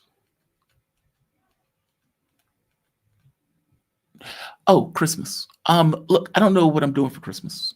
I've been in a mood. And that mood has been very dark, which makes me think I need a vacation. And I know that sounds ironic, but as I pointed out before, I didn't take this trip for a vacation. When the company went belly up, I thought, I'm too old for this. There were probably no on trips because many of the trips that I took, I was being sent. And so my thought was, all right, well, that's the end of that period of my life. Call it shit a day. Be okay with it. And then after the company went belly up, there was an issue. You don't need to be in DC because you don't really have anybody in DC anyway. Like, you don't have family, friends, or anybody in DC. So where are you going to be? And then there was this thought among a lot of people that was at the station, okay, if Trump wins, what is he going to do? Right? And so then as time went on, it's like, all right, dude, you're losing cash. You need to make a choice. And I found a property in, I think it was Albania, for like $300 a month. I was like, well, that's cheaper than being in the States. And so then I moved to Albania. And the thought was, build your channel. You can do it in isolation. And rent is cheaper. And that worked. And so then it became, okay, well, does that work going forward into the next location? It did. And it's like, okay, well, if you can continue to save money, do it. So the trip was never a trip, which is why I really didn't get the opportunity to tour. It was more so focus on your channel, build the channel. Yes, you're in isolation. Yes, you're probably going to be lonely, but you can focus on your channel and do it that way, build your channel. And so it's like, that was always the objective more than anything else. And so this idea of travel never really came into fruition. And the idea of a vacation, damn sure, never came into fruition. It was always just continuously working. But I feel like I'm missing something in that. Like it's, yeah, I don't know. It's complicated. All right, I'm going to end this. You got to be careful there unless you're in the city. Actually, I was in Vlore. Keep in mind, in the location that I go, I have to pay for treatments. And so the model has to work, meaning rent and treatments has to be cheaper than a number, meaning you have to be under that number in order for it to, for the model to work. You can't break your model. So any location that you go, and whatever you do at that location has to be under that number in order for the model to actually work. So I don't have free choice. Like if I didn't have to pay for treatments, you'd pretty much be anywhere as a digital nomad. That is not the way it works. I have to pay for that stuff out of pocket. So treatments, yeah, I get dialysis at the various locations. wherever I am. I have to buy dialysis treatments. And that is always a pain to try to arrange those things and find them. So there's that. All right, guys, I'm going to end this. I am going to say like 4 minute tofu. 4 minute tofu. I'm not going to bash it. I'm just going to say, ugh. But speaking of fish, have you ever seen these things? I was at the store today, and I saw crispy fish, and I was like, crispy fish? That's interesting. That thing was damn good. That stuff is damn good. Chiropractor would not do. Chiropractor would not do. You need to remove waste material in your bloodstream because your kidneys don't work and your kidneys don't do it. This has been going since I was 17 and I'm 48. It's been 31 years. So, survivor. Cats love crispy fish. Do they? That was the first time I've ever heard of it. That was the first time I saw it in the store. And I was like, oh, I wonder if this is going to be any good. It was actually really good. It was really, really good. Yeah, it was really good. Oh, slip disc. Yeah. Chiropractor works well with it. Never thought about a kidney transplant. I've had 2 kidney transplants. I've had 2. First one I was 19. That one lasted for 8 months. The kidney was a shit kidney. It didn't work well. The second one was, 27? I think 27. That one lasted for a couple of years. 2.5 years, I think. Gave me enough time to finish school, finish my degree, all that stuff. All right. I'm going to say like. I'm going to say share. You guys have a fantastic weekend. And I mean it this time. I'm calling this shit a day. Have a good one all. Be safe. Be kind to the degree that you can be kind. And I will see you bright and early, Monday morning, 7 a.m., 10 a.m. sharp. Be safe all.